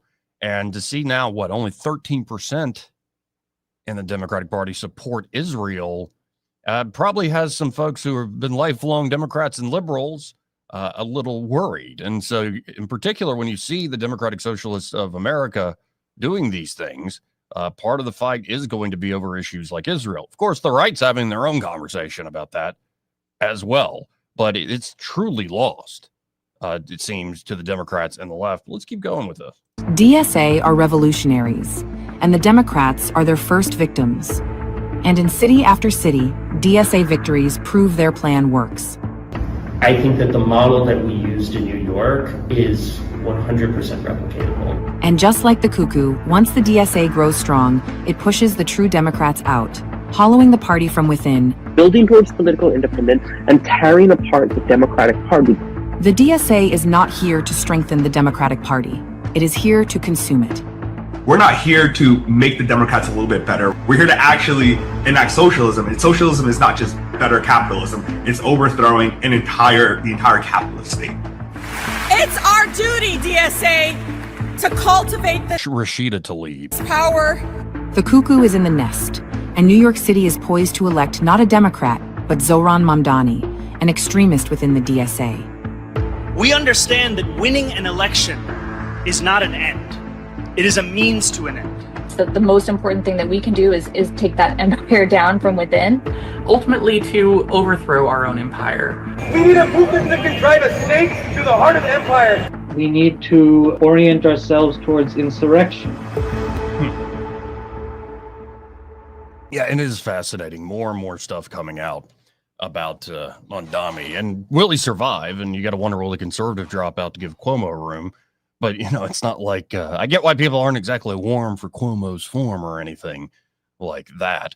But fascinating moment for the Democrats. I think they are having a lot of trouble actually getting message out and fight, go toe-to-toe with Trump as much as they try. But then on the other side of it, they're now being consumed from their left flank. So it is going to be fascinating to watch. How much longer does Chuck Schumer want to allow the chaos to continue with the shutdown?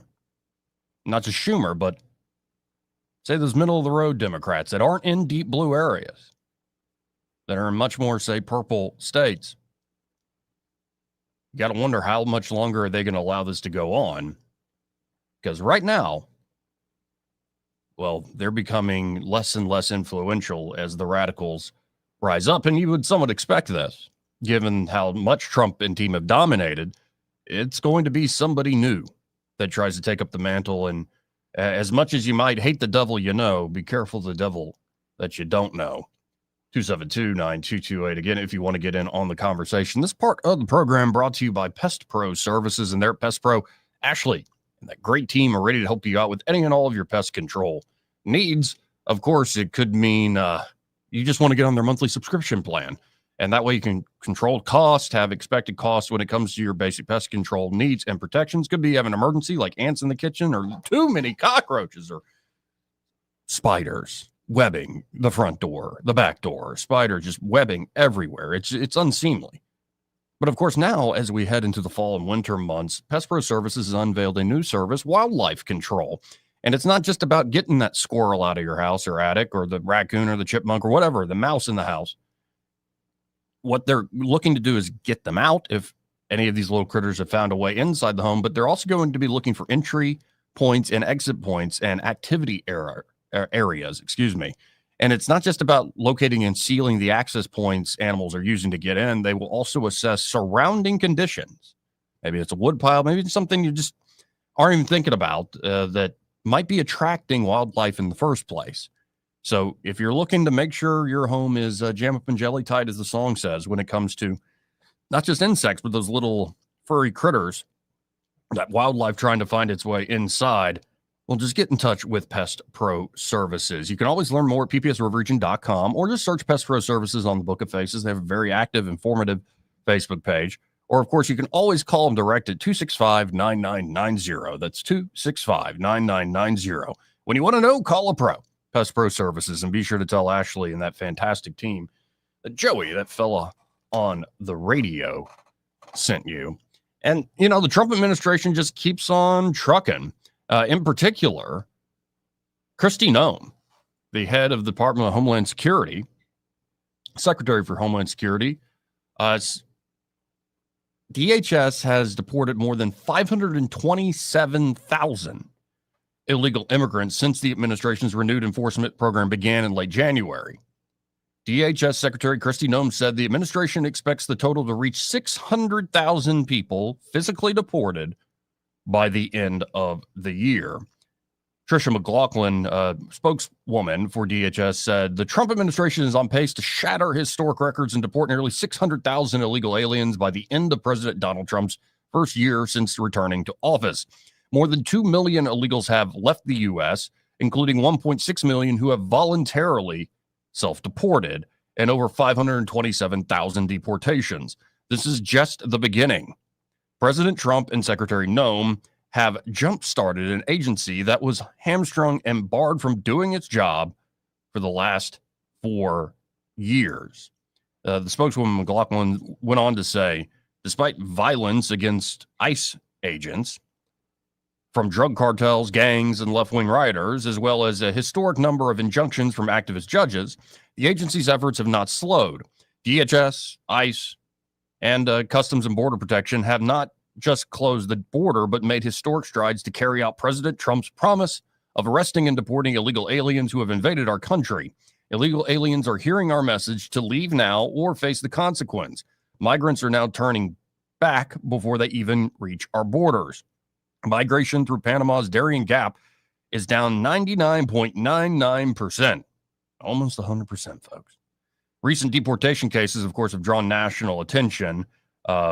Remember Kilmar Abrego Garcia, Salvadoran national with MS-13 ties, lived in Maryland with his U.S. citizen wife and child. After several failed attempts to send him to other countries, the U.S. government now plans to deport him to Liberia as early as October 31st.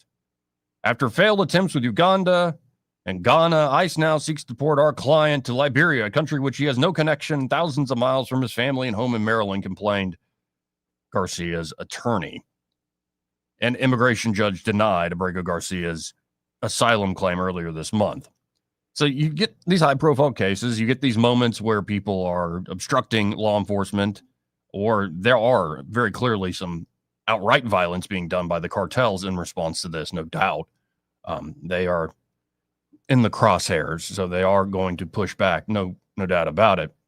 But despite all the so-called controversy and all the over-the-top things being said by folks on the No Kings Day and yada, yada, yada, yada, is it moving the needle? Because all I'm seeing is, well, the needle's moving, and it keeps moving in Trump and team's direction. It's almost like tens of millions and millions and millions of people voted for this.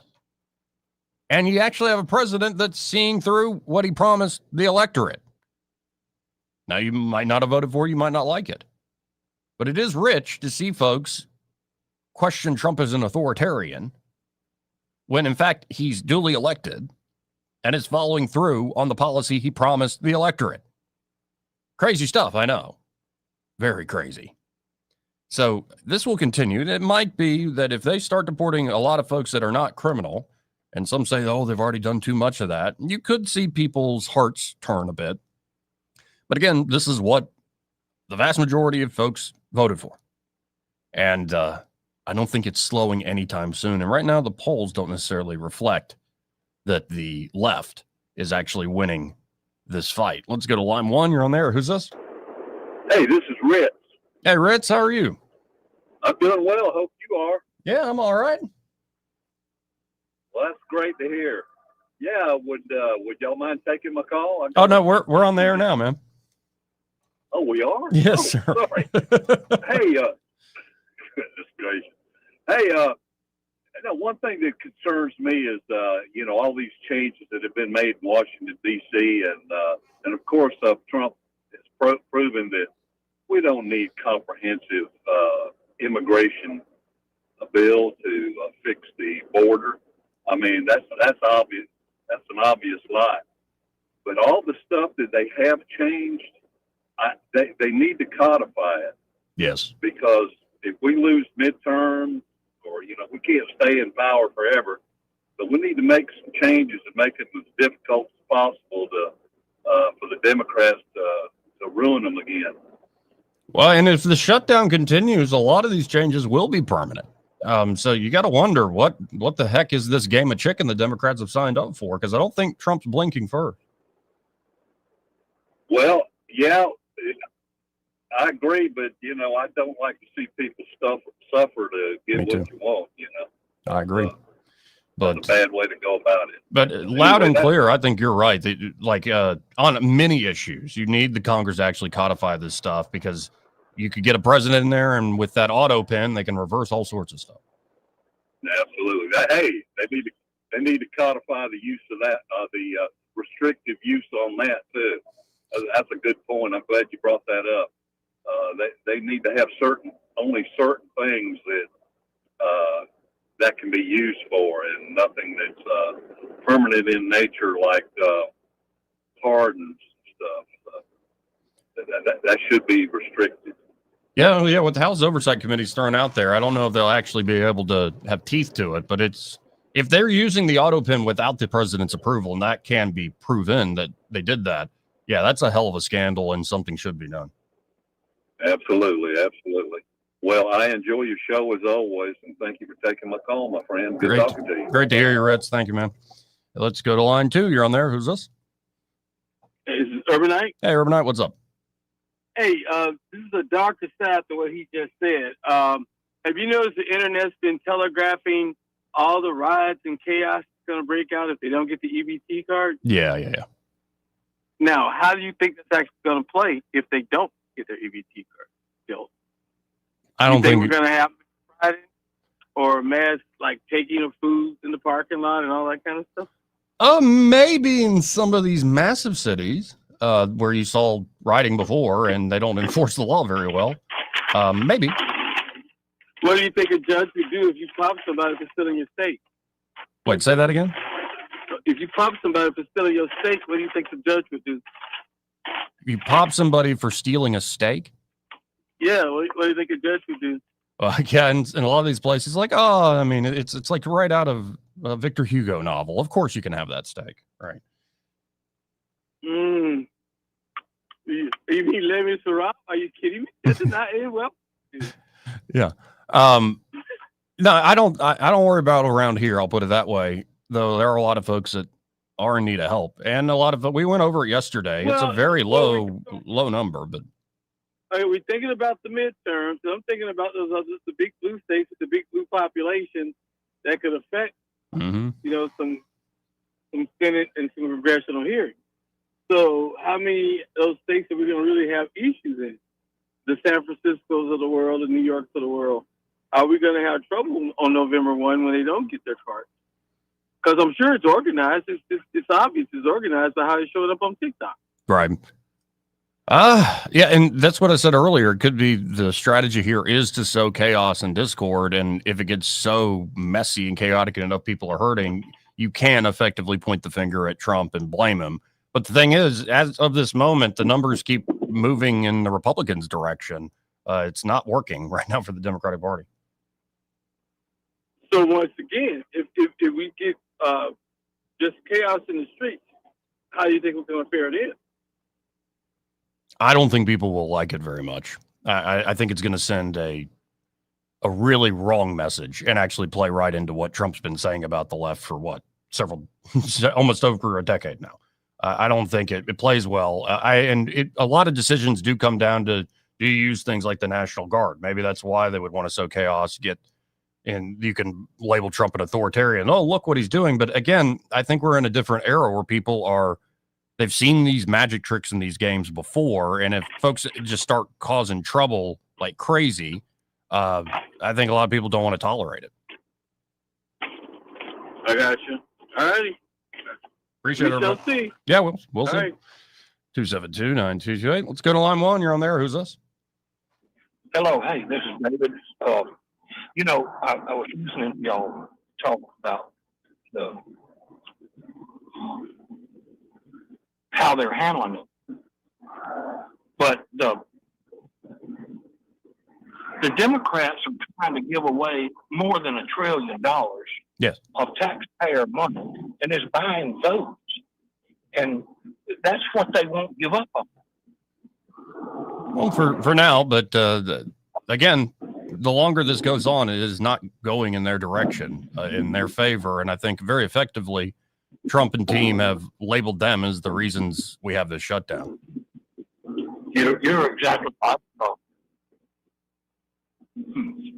It's a very I just got caught in traffic, sorry. But it's but buying votes is illegal, and I would think that if they put it to the test, they could just say, look, we're not standing, we will give you some money for these programs and those programs, but you what you're trying to do is illegal. So we're not going to give you the money. See, buying votes with private money is illegal, but there's this magic trick they do when it becomes public money. Then you can buy all the votes you want because it's not your money; it's all our money now, right? Yeah. I guess you're right. Goodness gracious.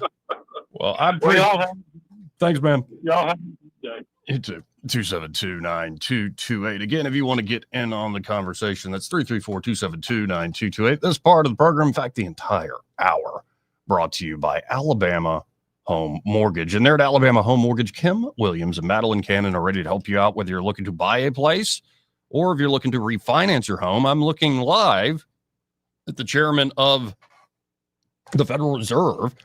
Too late, Jerome Powell. But Jerome, they have dropped rates again. Another 25 basis points, 0.25%. And this is obviously going to be felt throughout the economy. But in particular, if you've been waiting and kind of on the bubble when it comes to buying a home or refinancing a home, and a lot of that decision is going to be based on moving interest rates, especially if they move down, then you should at least start the conversation, if you haven't already, with Alabama Home Mortgage, because it is happening. I expect more of this. And so if might be the right time for you to actually pull the trigger on this, but you don't have to do it today. Again, just start the conversation there at 567-4223. Maybe you're looking to refinance to get debt off your back, or looking to bring down monthly overhead costs if times really are tight, especially if you're in retirement and you're trying to make that last, just survive. They can help you with a great refinance deal. And if you are looking to purchase that home, they can walk with you through the whole process from pre-approval all the way to closing day. So there are no surprises. You're actually dealing with some folks with some real experience. They can help you through the whole program. So again, that number, 567-4223. That's 567-4223. Or you can apply online if you so choose at myalabamahomemortgage.com. There is a difference in mortgage companies. Let Kim and Madeline prove that to you today. NMLS number 1586368, an equal housing lender. He may not know whether he's coming or going, But whether you're going to work or coming home, Greg Budell is there. Mornings, 6 till 9, and afternoons, 3 till 6. Only on News Talk 93.1 FM, WACV. Visit Rich's Car Wash today and save money this year by joining their Unlimited Wash Club. A new year means new adventures, so keep your ride clean, dry, and shiny. Enjoy detailing perks included with your wash like towels, mat cleaners, air fresheners, and more. Get to Rich's Car Wash today or visit them online at richescarwash.com to sign up for their Unlimited Wash Club. You're listening to Leaf Filter Radio, and the guru of gutter protection himself, Chris Coonahan, is here to take your most pressing leaf-related questions. Hey, everybody, Chris here. I understand we have Ron on the line. Ron, where are you calling from? Ron, are you calling from a ladder? Well, I was.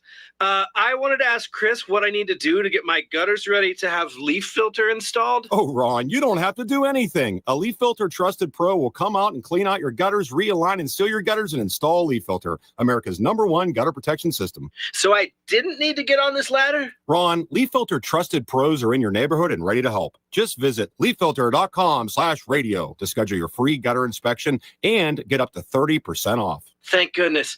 What was that site? To get this special radio offer, go to leaffilter.com/radio for your free gutter inspection today and get up to 30% off. That's leaffilter.com/radio for up to 30% off. leaffilter.com/radio. See representative for warranty details. This is David Ernest from the Health and Wealth Show, and if you can hear this, we want to come see you. You heard right! David Ernest and the crew from the Health and Wealth Show want to come to your town just to say hello. All you have to do is let them know who you are and where you are. It's as simple as that. It can't be that simple. Oh, yes, it is. What do we have to do? Write your name on the back of a $20 bill. Then, sorry, that's the wrong offer. If you would like David Ernest and the crew from the Health and Wealth Show to come visit you, call toll-free 833-596-7233. That's 833-596-SAFE. Tell us your name. Tell us where you are. Tell us your phone number. And maybe we'll come see you. If that method is not to your liking, get on Facebook. Go to Ernest Financial, Montgomery, Alabama. Click on the page. Then click on the pinned post at the top, and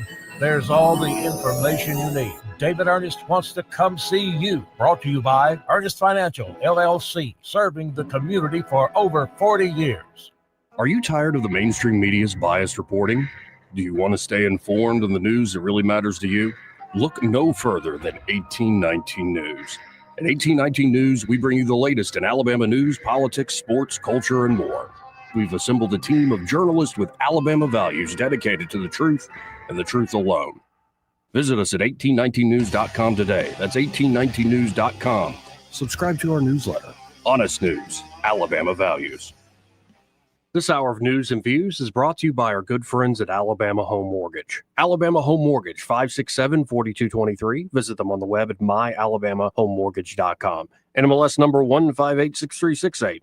An equal housing lender. Hi, this is Bo Goodson from the Goodson Group with your Real Estate Minute. What is the smart way to buy a house in today's market? Now is a good time to buy since we now have a more balanced market than we've had in years. Here are the steps. First step, get pre-qualified with an experienced local lender. It costs you nothing to find out firsthand whether you can qualify for a home and how much that home loan will cost. Second step, hire a local realtor with lots of experience that can guide you, advise you, and be your advocate. We call those buyer agents. Third step, decide what your wants and needs have to be. Bedrooms, baths, floor plan, location, and school zones. Fourth, ask your realtor to line up homes that fit your price category and your location needs. Fifth, start actually looking inside these homes and see what is available and the cost of each property. For all of this information and step-by-step approach, call Bo Goodson from the Goodson Group at 221-2883 or 551-0225. What's your biggest investment? More than likely, it's your home. So treat it that way when you hire a painting contractor. At PBS Painting, there are no gimmicks, no $99 specials. Just quality painting and someone who treats your home with the same respect that you do. At PBS Painting, we have been painting for years and look forward to many more years to come. With PBS Painting, the job gets prepped properly, whether it's cleaning, scraping, or priming. We always use quality products, which is a must for a quality paint job. So if you're looking for a painter that doesn't need upfront money and is on the job at all times, then please give me a call. Scott Bowers, and PBS Painting. 294-5122. That's PBS Painting. 294-5122. Look at some of our work on Facebook at PBS Painting Montgomery. This hour of news and views is brought to you by our good friends at Alabama Home Mortgage. Alabama Home Mortgage, 567-4223. Visit them on the web at myalabamahomemortgage.com. NMLS number 1586368, an equal housing lender. Rich Thomas Weather, a service of Riverside Chevrolet Wetumpka. If it's Chevy, it's Riverside. Best price, best selection. Check them out on the web at riversideusa.net. Rich Thomas Weather. Well, hi, everybody. The risk of showers will fade out by about midday today. It will be breezy, cooler today with a high temperature only up to about 61. Tonight will be noticeably cooler behind the cold front as we fall to the 40s. Sunshine is back on Thursday with a high temperature only up to about 60, down to 40 on Thursday night. And on Halloween, look for more sun with a high temperature only up to about 66 and then upper 30s on Friday night. From the Blue Water Weather Center, this is Rich Thomas. CB&S Bank has a long history of stability and a legacy of serving our community's needs for generations since we began in 1906. At CB&S Bank, we're here for you. All loans subject to credit approval, member FDIC, and equal housing lender. On FM, on your smartphone, and online, the River Region's most trusted voice. News Talk 93.1 FM WACV.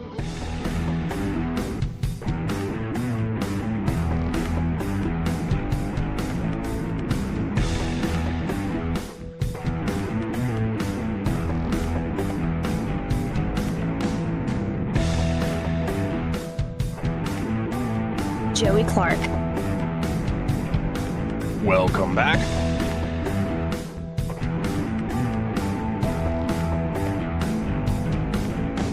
(272-9228) if you want to get in on the conversation. That's 334-272-9228.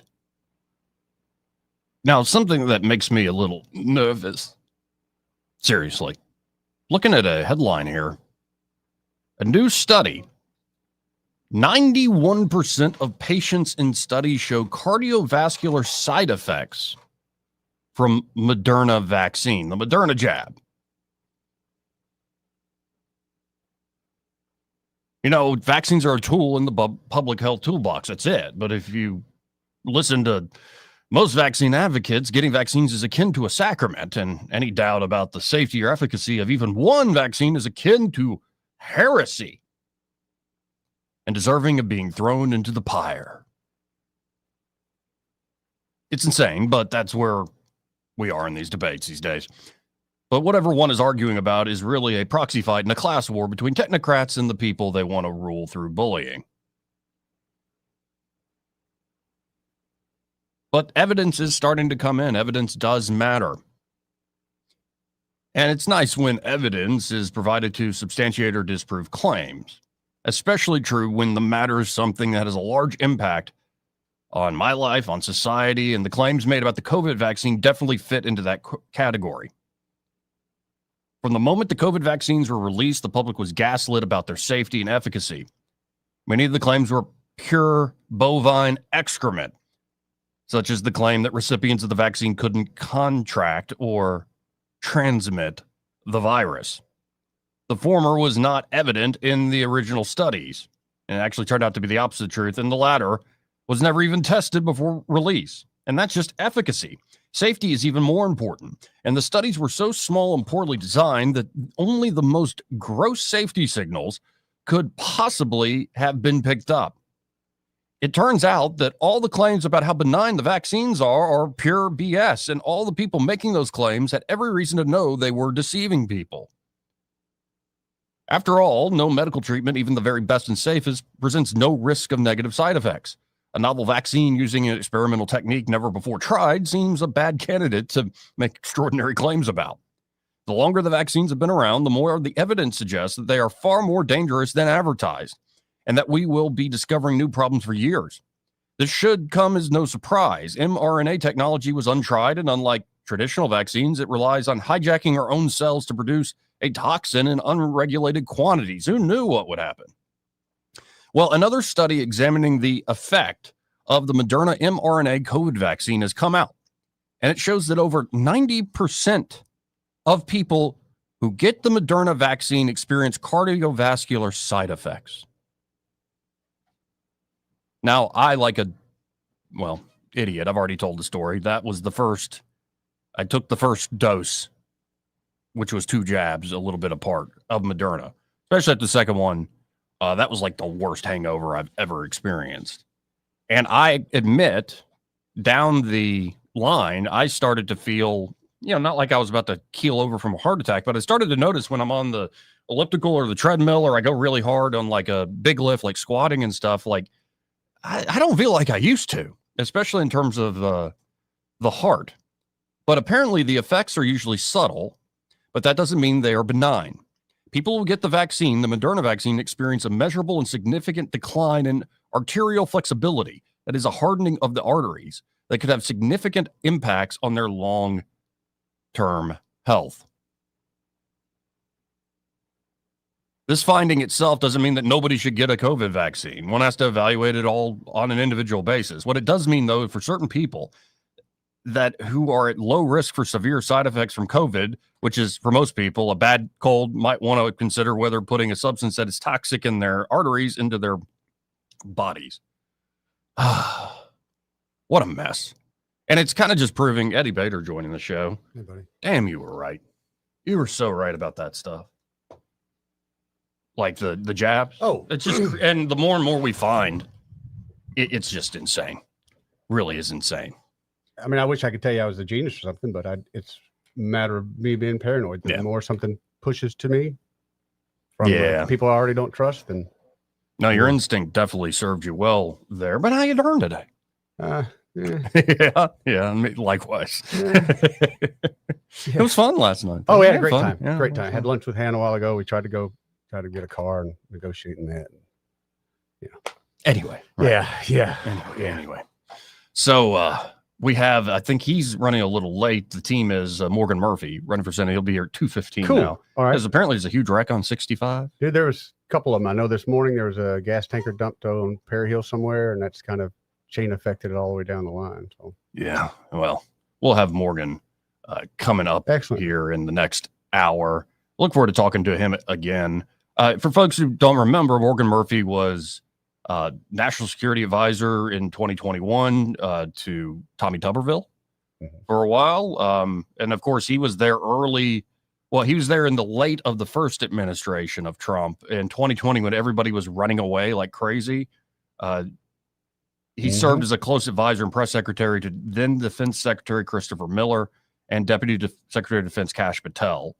And then in 2025, this year, he was appointed as the senior public diplomacy advisor to the special presidential envoy for Ukraine, Lieutenant General, retired, of course, Keith Kellogg. So, like, this guy also has a great background as a writer, and I believe was travel editor for Southern Living and has written many best-selling books. So I look forward to seeing Morgan here in person, though it is a crowded field, I'll just say, gentlemen, and they know that. They don't need to be told that by me, but it is a very crowded field to fill that spot for coach. How do you feel about as we get closer and closer to 26, Tuberville becoming governor of this here state? We should do it tomorrow. Yeah. I mean, and it's not just me, people I talk to. I know it sounds ridiculous to say it's a foregone conclusion. That's the one. I know it is, but at the same time, anything can happen. But right now, just me personally, I'm seeing what the state's doing, and we need a Tommy Tuberville. We need, hate to say it, we need somebody with a pulse. To your point. Yeah. This is the headline at 1819 News from Caleb Taylor. ABC board calls on lawmakers to consider restrictions on free alcohol entertainment districts after downtown Montgomery shootout. Now, how about we abolish the ABC board and you hire more state troopers? Preach, brother. What the hell? Yeah, you take all that money from selling off all those property and getting rid of all that infrastructure, and you actually have like a huge state law enforcement force, especially to protect the Capitol. But what's so crazy to me, this whole incident, it was city leadership that organized it. Right. Now you're looking to city leadership to fix it. And also the free alcohol. alcohol. Morons. The free alcohol was Friday night. It was Friday night, but that did create a buzz. But beside the point, you don't have it. we don't have a big party at our house because we don't have security that could take care of that. So you don't have a big party event downtown. That's like having we're going to have a catered event, but guess what? Bring your own sandwiches. You don't do that. Yeah. But to flip it and it's everybody else's fault? No. But here's the story. State lawmakers should consider passing legislation to restrict giveaways of alcohol at large events by public entities and allowing the state to suspend or terminate entertainment districts in certain circumstances. This is according to the ABC Board Administrator Curtis Stewart. Curtis Stewart said in a letter to Ivy yesterday, our most immediate task will be to propose administrative rule changes to the ABC Board. Nerd. These potential changes include prohibiting package stores located in an entertainment district from selling products such as cups of ice that facilitate off-premises alcohol consumption. Yeah. Isn't that the whole point of an entertainment district? That I can drink my damn beer or liquor without you bothering me? And because some idiot shoots up another idiot, so now you can't do that? Not allowed. So someone committed something illegal. And what does our leadership do? Instead of addressing that, crazy, they're going to bust down the people that were legally having a good time. 99.9% of the people down there had a great time, acted very responsible. Yep. Let's go after them. But beyond potential rule changes by the ABC Board, we have also identified several ideas for consideration by the legislature. These ideas should also improve public safety, but are beyond the reach of the ABC Board's existing regulatory authority. Impose curfews for minors in entertainment districts. Well, that should have been done anyway. I thought we had that. We just didn't enforce it. Restrict giveaways of alcohol at large public events in an entertainment district by public entities, and allow the state to suspend or terminate an entertainment district if public safety standards are not met. Well, here's a question I got with that, and it's a completely ignorant question. So like when we do like that crawfish boil and things at different charity events downtown, and you pay like $25, $50, $100 to get in, and they have free alcohol, they're going to cut that out because that's a hell of a money raiser for these events. And I don't remember anyone having any kind of issue with this. Yeah, I think this is just a distraction. And I mean, it's the ABC people being the ABC people. Like, it's like, are you ever shocked that the Army Corps of Engineers thinks we need to build more stuff? But they do. Right. And are you shocked that ABC's like, well, I think we can take care of this issue if we double down flex on my our power. authority. Right. You give me more authority. Right. Yeah. I think it's a joke. Seriously. And if there are needs for this, it's not that ain't going to stop people killing each other. Seriously, if you go look at that night, the free stuff was on Friday night. The shooting was on Saturday night. And it was clearly, to me, a lack of manpower given the size of people out there. So come on. But the people who you voted in and I voted in, instead of taking responsibility and saying, you know what, this is really on us. We were not prepared for this event. No, it's on you little ones. Well, and by the way, I believe the package store was not allowing but like 2 or 3 people at a time to come in. Until the shooting started. Right. But the reason for that is like, you don't want to get ripped off. Yeah. That's common sense. Right. So it's not like that package store in particular is like, yeah, we really want all y'all. I love it when they come in and buy ice. I make so much money off that. Yeah, right. It's just, but again, instead of saying, hey, we could not provide and still cannot provide the required services, we're going to blame it on everybody else. Yeah. That's leadership, baby. Now, Alabama Public Television possibly cutting ties with PBS. Who cares? Moving on. Mexican national father, son from Alabama, arrested for attempting to smuggle hundreds of firearms to Mexico. Oh. Woo. So this is, again, Caleb Taylor. 2 men from Alabama have been charged with trafficking more than 300 weapons, along with ammunition and magazines, according to Attorney General Pam Bondi and U.S. Attorney Nicholas Ganjay. That's a weird last name. It's always these names that are throwing me off. That's real name? Yeah, but Emilio Ramirez Cortez, 48, a Mexican citizen who legally resides in the U.S., and his son, Edgar Emilio Ramirez Diaz, have made their initial appearances in Laredo Federal Court and will remain in custody pending a detention hearing set for October 31st. Both are charged with smuggling firearms, ammunition, magazines, and other firearms accessories, as well as the trafficking of the firearms themselves. Disrupting the illegal flow of weapons into Mexico is a key part of our whole of government approach to dismantling the cartels, Pam Bondi said. This significant seizure represents our commitment to protecting Americans from brutal cartel violence. On October 23rd, two vehicles appeared to be driving in tandem and approached the Juarez-Lincoln port of entry in Laredo, according to the complaint. The charges allege Ramirez Diaz was driving a Chevrolet Tahoe with Alabama license plates, followed by his father in a Chevrolet Silverado with Mexican license plates. Both vehicles were allegedly hauling enclosed white box utility trailers. The criminal complaint alleges authorities found false walls in both trailers. Ooh.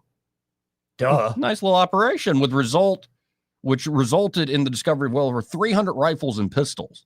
I'm looking at, I think, a picture of all this stuff. It's like, that's a nice little arsenal you got there. Amateur. Yeah, there's definitely some folks around here, by the way, never call in because they don't even want people to know they exist, but they're ready to go. Yes. 300 guns. That's like a haul for me on a Saturday. Exactly. So you found my hallway closet. Right.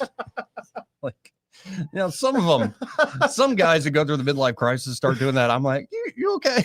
Like, you sure that's what's actually going to fill that hole in your soul right there, sir? Well, you got to try. Well, your mother's fat. You're fat. I'm buying guns. Yeah. Y'all made me miserable. Yes. And I'm going to Because protect the government's y'all. trying to take over. Oh, man. So you never know. You never know who's sharing the same space. Well, the as first rule of gun control is you never tell anyone you have guns. Oh, wise, yes. Well, you might suggest it, though. Yeah, but you never tell them. Right. You never tell the government you have guns. I certainly don't. Because, I well. You got those couple, but you clean them so good the serial numbers ain't even on there anymore. Don't you even throw that out there. That was some heckalacious cleaning fluids you had there, Joey. Yeah, right. Now, another story here. The Clarke County Sheriff's Office, along with federal authorities, seized an arsenal of evidence against a person they believe was set out to attack synagogues and public figures across the state of Alabama and in surrounding states. The subject, who has not been identified, was taken into custody along with weapons, more than a suitcase full of ammo, body armor, and other items. The sheriff's office said it all started when the FBI received credible information that the person was planning the attacks. The 1st Judicial Circuit District Attorney and 1st Judicial Circuit Special Response Team, composed of local officers, worked on the investigation and obtained and executed a search warrant for the subject's residence. Wow. The sheriff's office said evidence led them to believe the subject did not have intentions of being taken alive. The investigation is ongoing. The suspect's identity, again, has not been released. But along with multiple federal charges, the person faces local charges, including resisting arrest and being a certain person forbidden. Oh. What does that mean? I don't know. Being a certain person forbidden. Forbidden to have something? Yeah, maybe. That's interesting. That's the only thing I can figure. And the photo from this is, he's ready to go with a rifle, pistol, crap load of ammo, body armor, like flat jacket vest. Mm-hmm. Good job by the Clarke County Sheriff's Office. Oh, Dadgum. And this is the sort of stuff you got to keep your head on a swivel. And honestly, I have to admit, I do not have the temperament. When I talk to some of my buddies in law enforcement, I don't think I'd have the guts and the temperament to see what they see all the time. Not only that, you got to constantly reset. You'll go from one of the most stressful moments in your life to, hey, you got to reset and just give this guy a warning ticket. And it's just, that too. I don't think I could handle the ebbs and flows of that. Just no way. And plus all these like women fake flirting with you to get out of the ticket too. Yeah, but as long as you know that. All right. Still stroke my ego. Wish it strokes. Hey, we got to hit a break. Want to carry News Talk in your pocket? Download the News Talk 93.1 app from the App Store. Available on iPhone and Android. Never miss a moment. Download now. Hi, I'm Jennifer Pestruccelli, General Sales Manager and co-owner of Blue Water Broadcasting. Even in the digital age, radio remains the most powerful reach medium for connecting with audiences. Its ability to engage listeners, reach a wide and diverse audience, and create real emotional connections sets it apart from other forms of media. Radio's adaptability and easy access ensure its continued relevance now and in the future. Want to learn how radio can work for your business? Visit BlueWaterBroadcasting.com. Blue Water Broadcasting, local folks helping local business. This hour of news and views is brought to you by our good friends at Alabama Home Mortgage. Alabama Home Mortgage, 567-4223. Visit them on the web at myalabamahomemortgage.com. NMLS number 1586368. an equal housing lender. When news happens, you'll hear about it first. The River Region's most trusted voice. News Talk 93.1 FM WACV.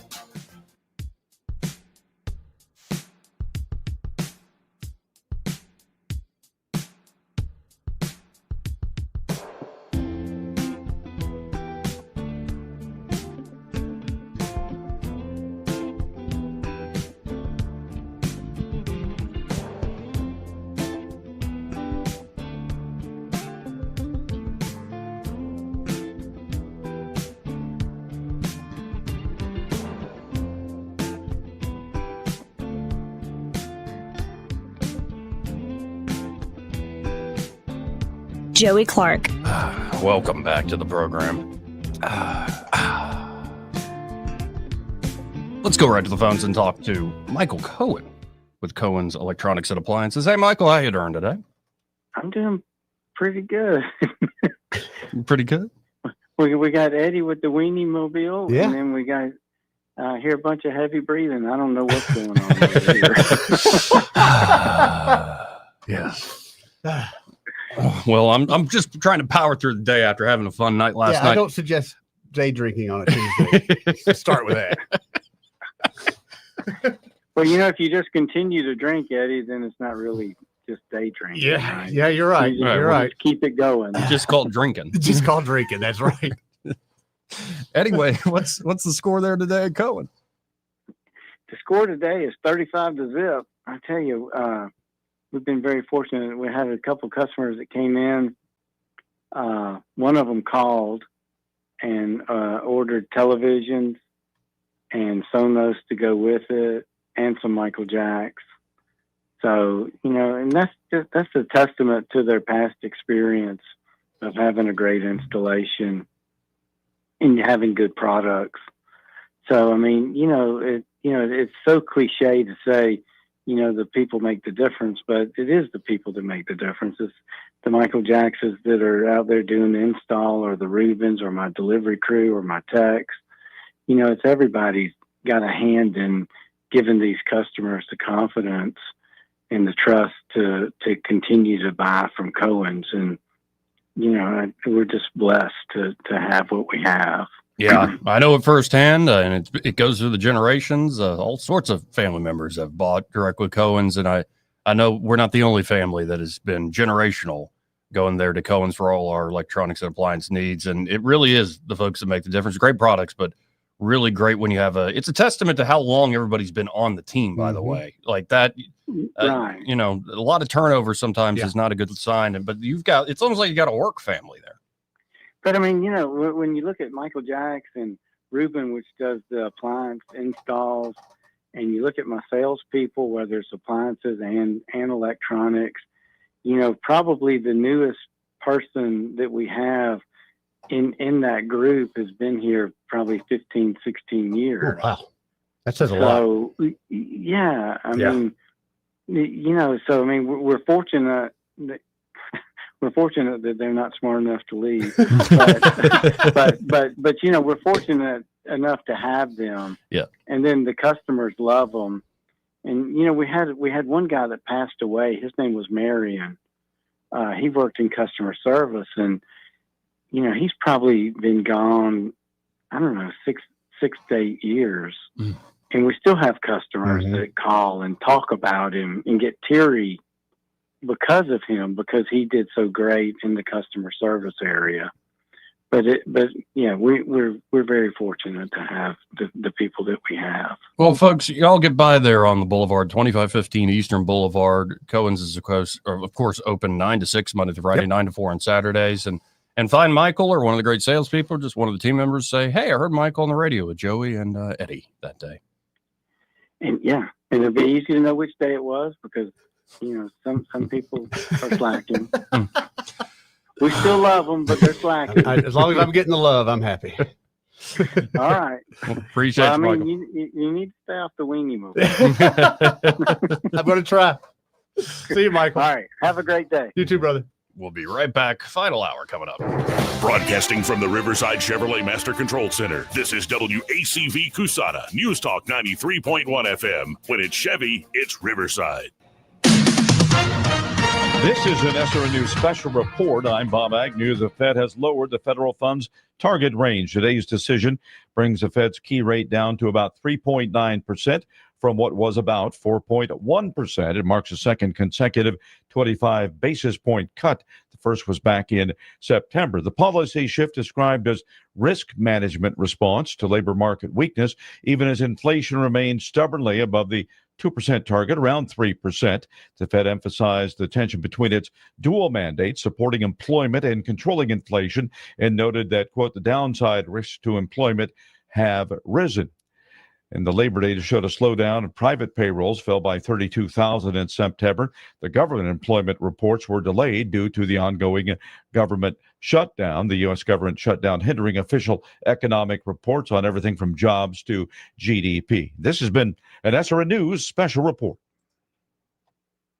Just hearing the word IRS can make people break out in a cold sweat. No one wants to deal with the IRS, and now you don't have to. The good news is Legal Tax Defense has been successfully negotiating with the IRS for more than 15 years. It doesn't matter how much you owe, whether it's $5,000 or $5 million. You deserve the best in the business on your side, and that is Legal Tax Defense. Even if you're working with someone else and just want a second opinion, there is no cost or obligation to call. They can prevent levies, liens, wage garnishments, even file back tax returns. And the best news about Legal Tax Defense is they won't take your case unless they know they will reduce or eliminate your tax debt. Call Legal Tax Defense right now for a free, no-risk consultation. 800-292-7875. 800-292-7875. You have nothing to lose, but everything to gain. 800-292-7875. Rich Thomas Weather is brought to you by Alabama Wholesale Lumber.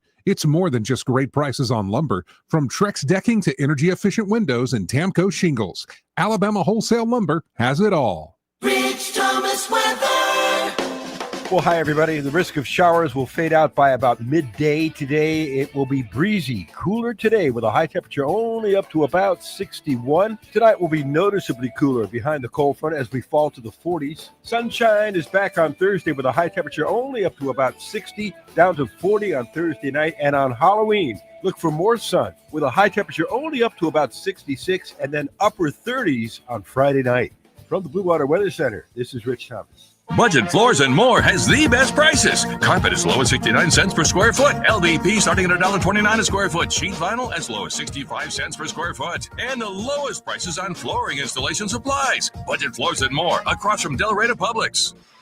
1819 News. 1819 News has now obtained the list of books that the Alabama Public Library Service will be reviewing in order to determine future funding of the Fairhope Public Library. The state funds for that library were suspended earlier this year since the public library was found in violation of an APLS policy change on sexually explicit books in the children and teen section. There are 17 books that the Fairhope Library deemed to be appropriate for children and teens, but were then challenged by parents and community members. Those books include a story about a teenager experiencing a methamphetamine addiction. Another involves a guidebook on having teen sex. Other books are about self-harm, suicide, anorexia, sexual abuse, sex toys, drug and alcohol use, pornography, and rape. The APLS will be voting on future funding of Fairhope on November 20th after reviewing these books. I'll be back with more Alabama stories after this. Brian Dawson here, CEO of 1819 News. I'm also the host of 1819 News, the podcast, and we'd love for you to join us by listening to our weekly show on all the top podcast apps, both in audio and video format. At 1819 News, the podcast, we are in pursuit of a free and flourishing Alabama. Every week, we're having important conversations with guests from across this great state, all with the goal of equipping Alabamians to be in pursuit of a free and flourishing Alabama with us. New episodes are released weekly. I hope you'll join us. A Birmingham woman pleaded guilty to reckless manslaughter of her boyfriend's child. Tykeela Johnson was first charged with capital murder, but reached a plea deal that will have her serve 1.5 years in prison and 3 years on probation by entering this manslaughter charge. 19-month-old Carmen Gaines was first hospitalized with injuries sustained from Johnson back in November of 2020. The child died at Children's of Alabama on December 10th. I'm Andrea Tice. For more news affecting Alabamians, go to 1819news.com. And while you're there, subscribe to the daily newsletter. This hour of news and views is brought to you by our good friends at Cole Plumbing, 279-8919. Cole Plumbing is number one in the number two business. You don't have to dig a hole. They have proprietary pipelining technology. Ask them about their tankless water heaters. Remember, when you have trouble with your bowl, call on Cole. Welcome to Eclectic Coins, Montgomery's largest coin dealer, specializing in buying and selling investment-grade gold and silver coins. And they have a large selection of rare coins and coins from around the world. Visit them at 543 Northeastern Boulevard or on the web at eclecticcoins.com. Eclectic Coins, where collectors who know go. Buy now, pay later. With a holiday loan from ASC Credit Union, you can borrow what you need today and make no payments for 90 days. The holidays are coming fast. Black Friday deals, Cyber Monday steals, gifts, travel, and more. Don't let your budget hold you back from making this season magical. Shop stress-free and enjoy the holidays on your terms. ASD Credit Union. Your life, your goals, your ASD. Terms and conditions apply. Federally insured by NCUA. Hello, everyone. Robbie Pelt with Capital City Roofing. If you think about it, your home is your biggest investment in life. Your roof covers your home, so why jeopardize your biggest investment on a roofer you don't know anything about when you can deal with a reputable roofing company like Capital City Roofing? We have an A+ Better Business rating and the best manufacturers and workmanship warranties available. We do all residential and commercial roofing applications that are certified through the manufacturer to ensure you get the best material and workmanship money can buy. We also have your project in our best interest before and after construction has been done. Don't hesitate to call us if you have any roofing issues or questions. We will match any of our competitors' price and give you the same great workmanship warranty. We also give free estimates. Give us a call today and let us show you the difference. 277-3311. That's 277-3311. Or you can check us out on the web at www.capitalcityroofing.com. Capital City Roofing. We capitalize the roofing industry. The views and opinions of the following program are solely those of the host and other contributors. These do not necessarily represent those of Liberty Acquisitions 825, Blue Water Broadcasting, its management, staff, or any advertisers.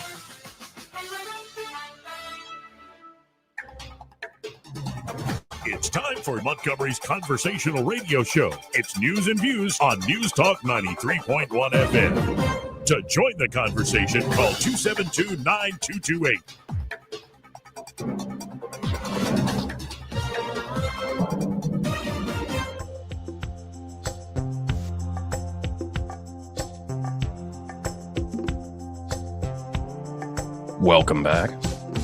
I'm your host, Joey Clark. Eddie Bader in studio. Morgan Murphy, I think, is here. Okay. I'm about to step in. Okay. Actually, did you see Trump's entrance on the USS George Washington? Yes. Was that not? It's so epic. Is that not cinematic or what, Joey? Yeah, they know how to do drama, dude. baby. Like they know how to do drama. Here, let's pull it up. I didn't real quick. know. I just knew what it was coming up. I had no idea it was going to be like this. Here, let's watch this together. It's like a huge lift, an elevator there. And it reveals Trump. Either side of them are these fighter jets. So those F-35s, I guess, or F-22s maybe. Can't without my glasses. And a couple drones and other missiles and stuff. Ain't that just like Trump to stand there with a couple missiles? It's just like, what an entrance. Like, you want everybody to know I am powerful. Yeah, I am powerful. And then also, what did you make of the whole South Korea? Like, man, they gave him a crown, and they gave him other, like, at one point they gave him also like a necklace and like a brooch and stuff. They're big time into that ceremonial stuff, and I'm not knocking them, but that was a lot of things at Hyundai was like you'd sign pledges and.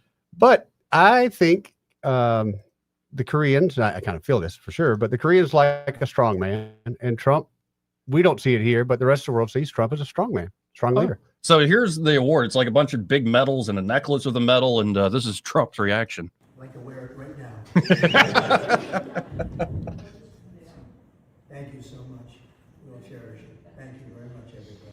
Plus, of course, gold is huge in their culture. By the way, I do like seeing all the presentation. I will say, in terms of the glitz and glam of it all, the Gulf Arabs know what they're doing. Like, yeah. daggone. Yeah, they know how to put one on, don't they? Well, and stuff they built that's new. It's like, my God, the architecture of these places are remarkable.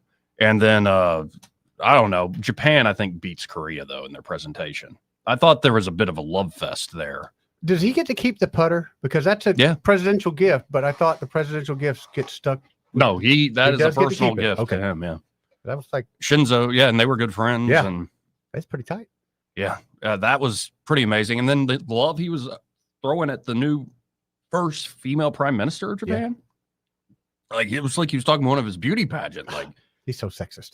No, but it was in a good, endearing way. It's like, Very you're much amazing. so. You're going to be one of the most historic prime ministers. I love these people. How is he such a pig that we always call him these things? But when you see him with other people, he's genuine. And also, it's like, well, Trump did this. Yeah, like 25 years ago. Do you think you might be different?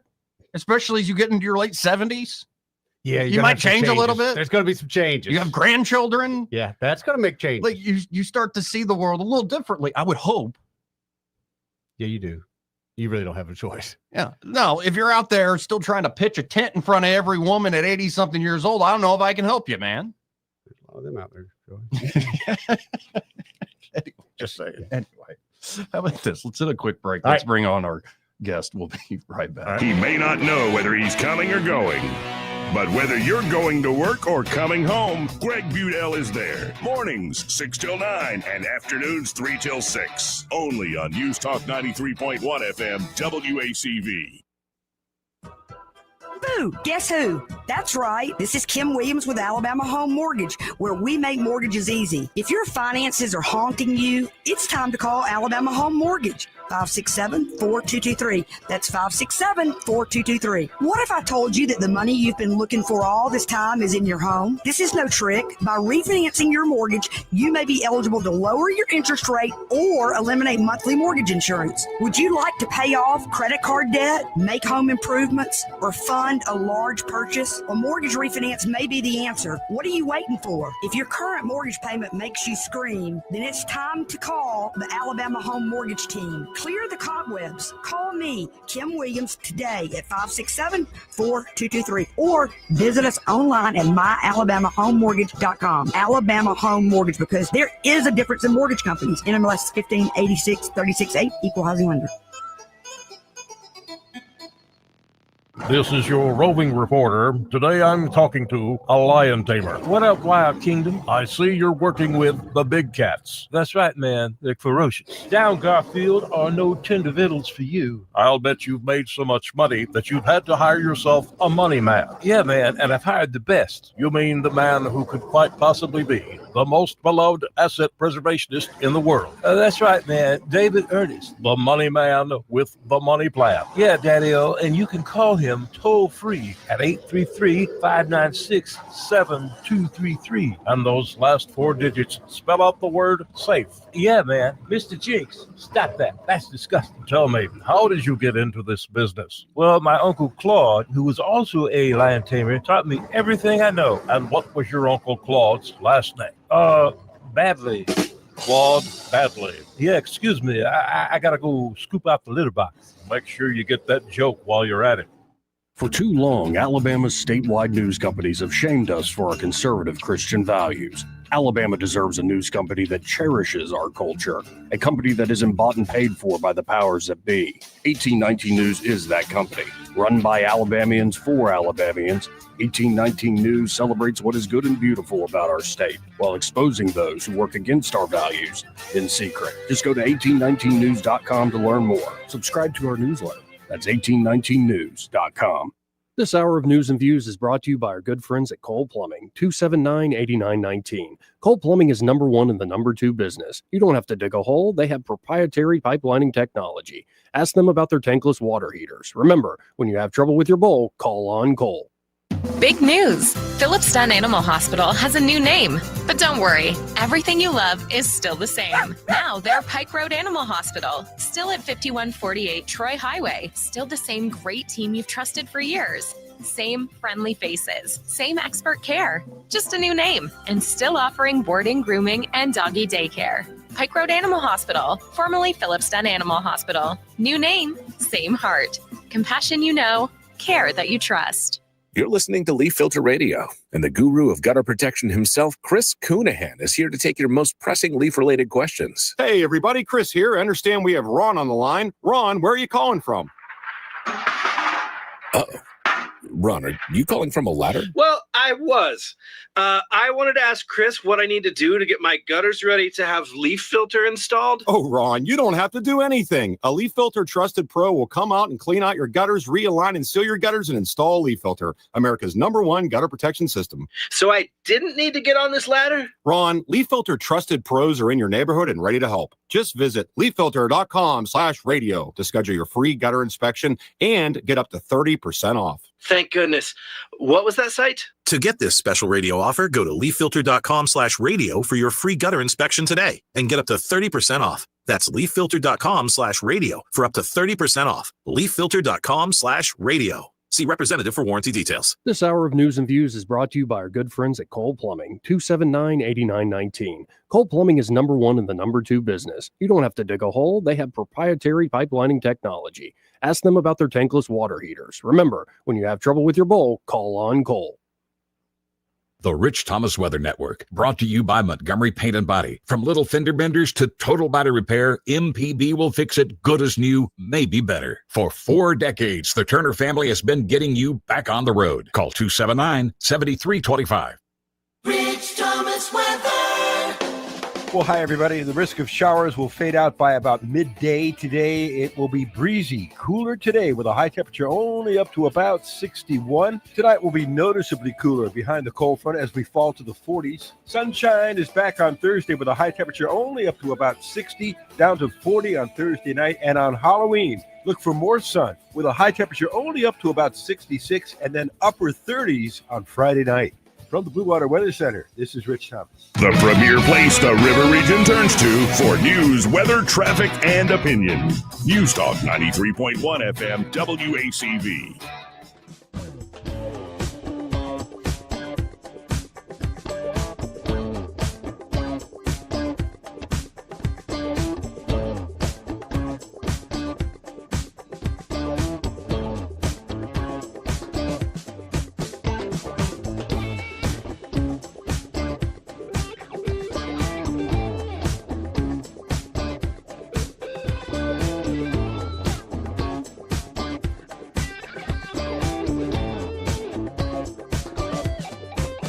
Joey Clarke.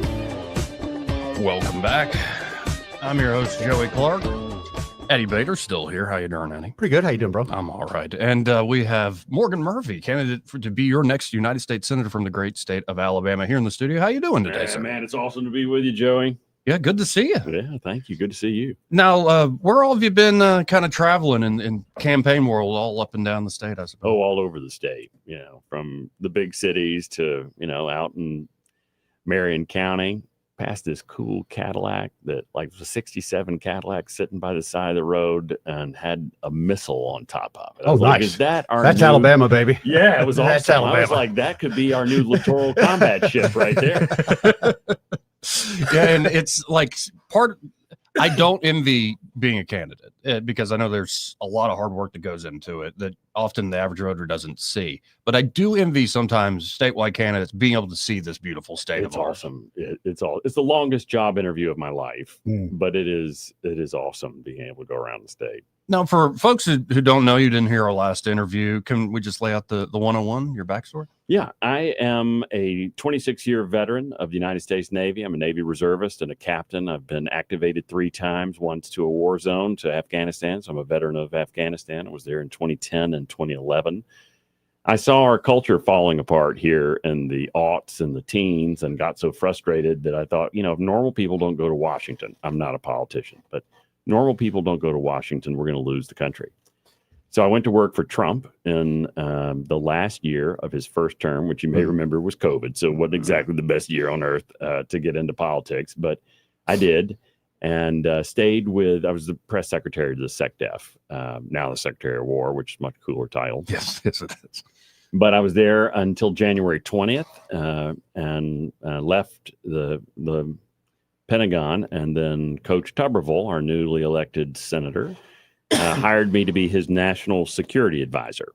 So I went to go work for Coach, and there we fought practically hand-to-hand combat with the Biden administration. So we fought them over the terrible withdrawal from Afghanistan, asking them to keep Bagram airfield. We fought them, over taxpayer-funded abortion on demand that the Biden administration thought was legal. It was not. It was legal and immoral, and Coach did a very noble stand on that. So we both got raked over the coal by the crazy DC media.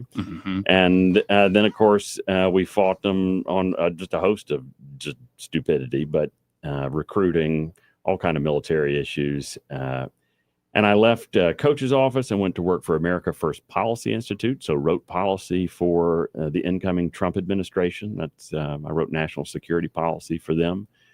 And then had the great honor of being asked back into his second administration. I worked for General Keith Kellogg on probably the worst portfolio at the White House, which was Ukraine, Russia. Just a real uplifting one to talk about. But what an honor to be at the White House. I left there about 6 weeks ago to announce I was running for my old boss's seat. So with Coach coming to be our next governor, I feel certain he's going to be our next governor. That doesn't require a crystal ball to figure that one out.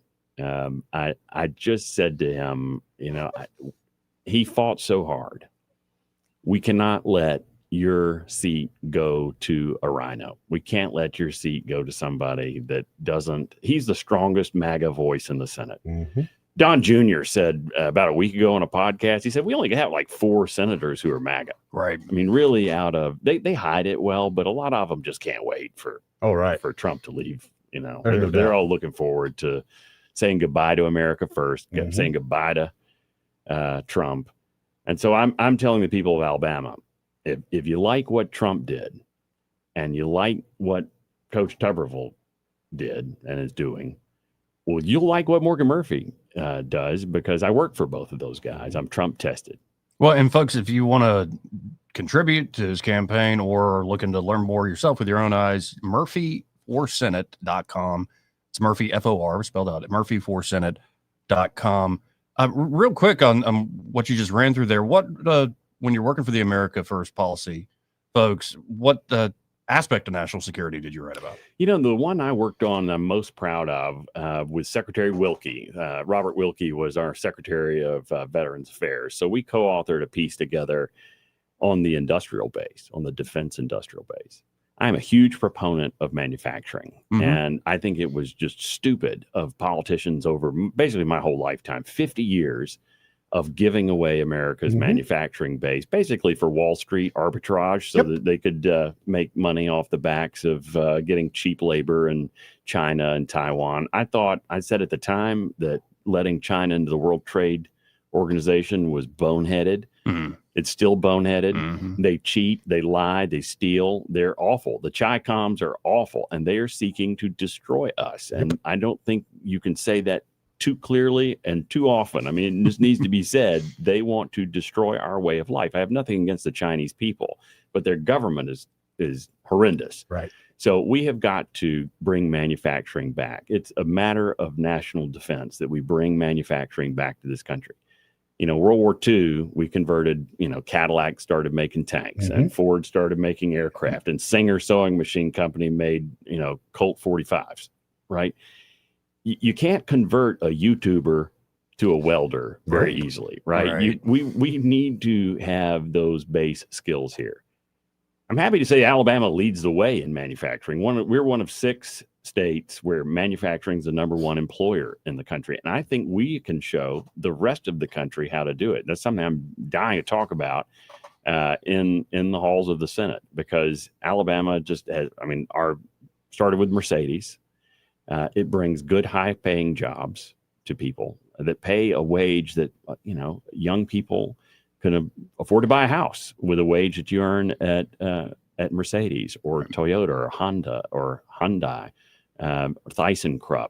All of the companies that have moved here since then are bringing high-quality, high-paying jobs to the state and really lifting our entire community and making the country safer. Well, and I'd imagine if you expand, say, the defense industrial base, you maybe get more great paying jobs. Or to your point earlier, one of my favorite, if not my favorite historian is Arthur Herman. Had the pleasure of actually interviewing him several times. And folks who want to do the deep dive, Freedom's Forge, that book is remarkable. And I wonder, do we have that capacity even anymore? It might not be you need to switch on to full capacity, but do you have the means to flip that switch if we need to mobilize?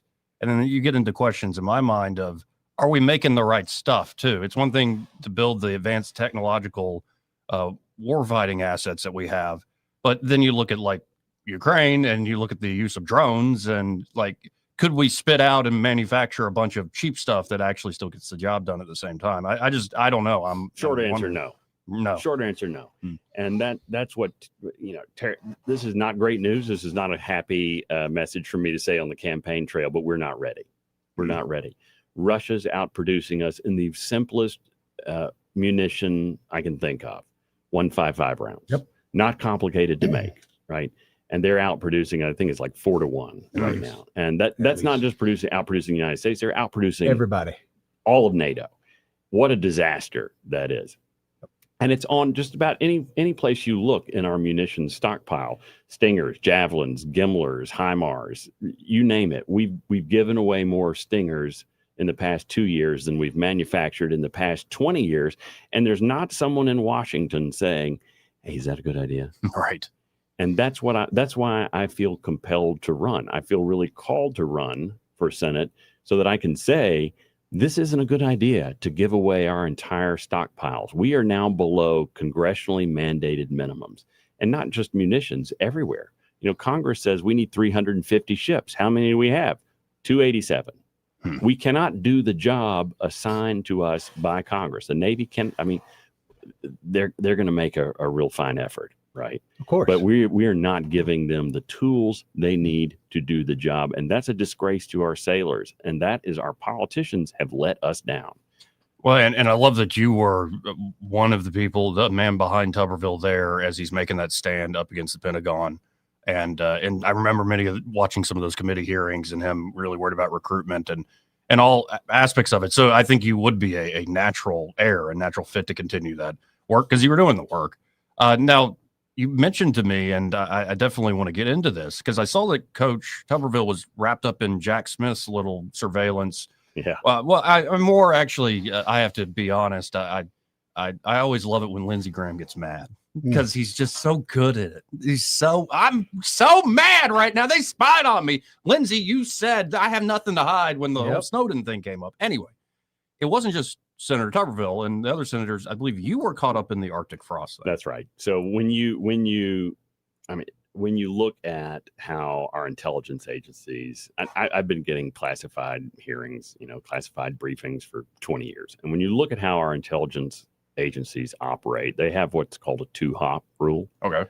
So when you get a warrant to spy on someone's cell phone, Joey, they're not just looking at like who you're calling, what you're looking at, what you're texting.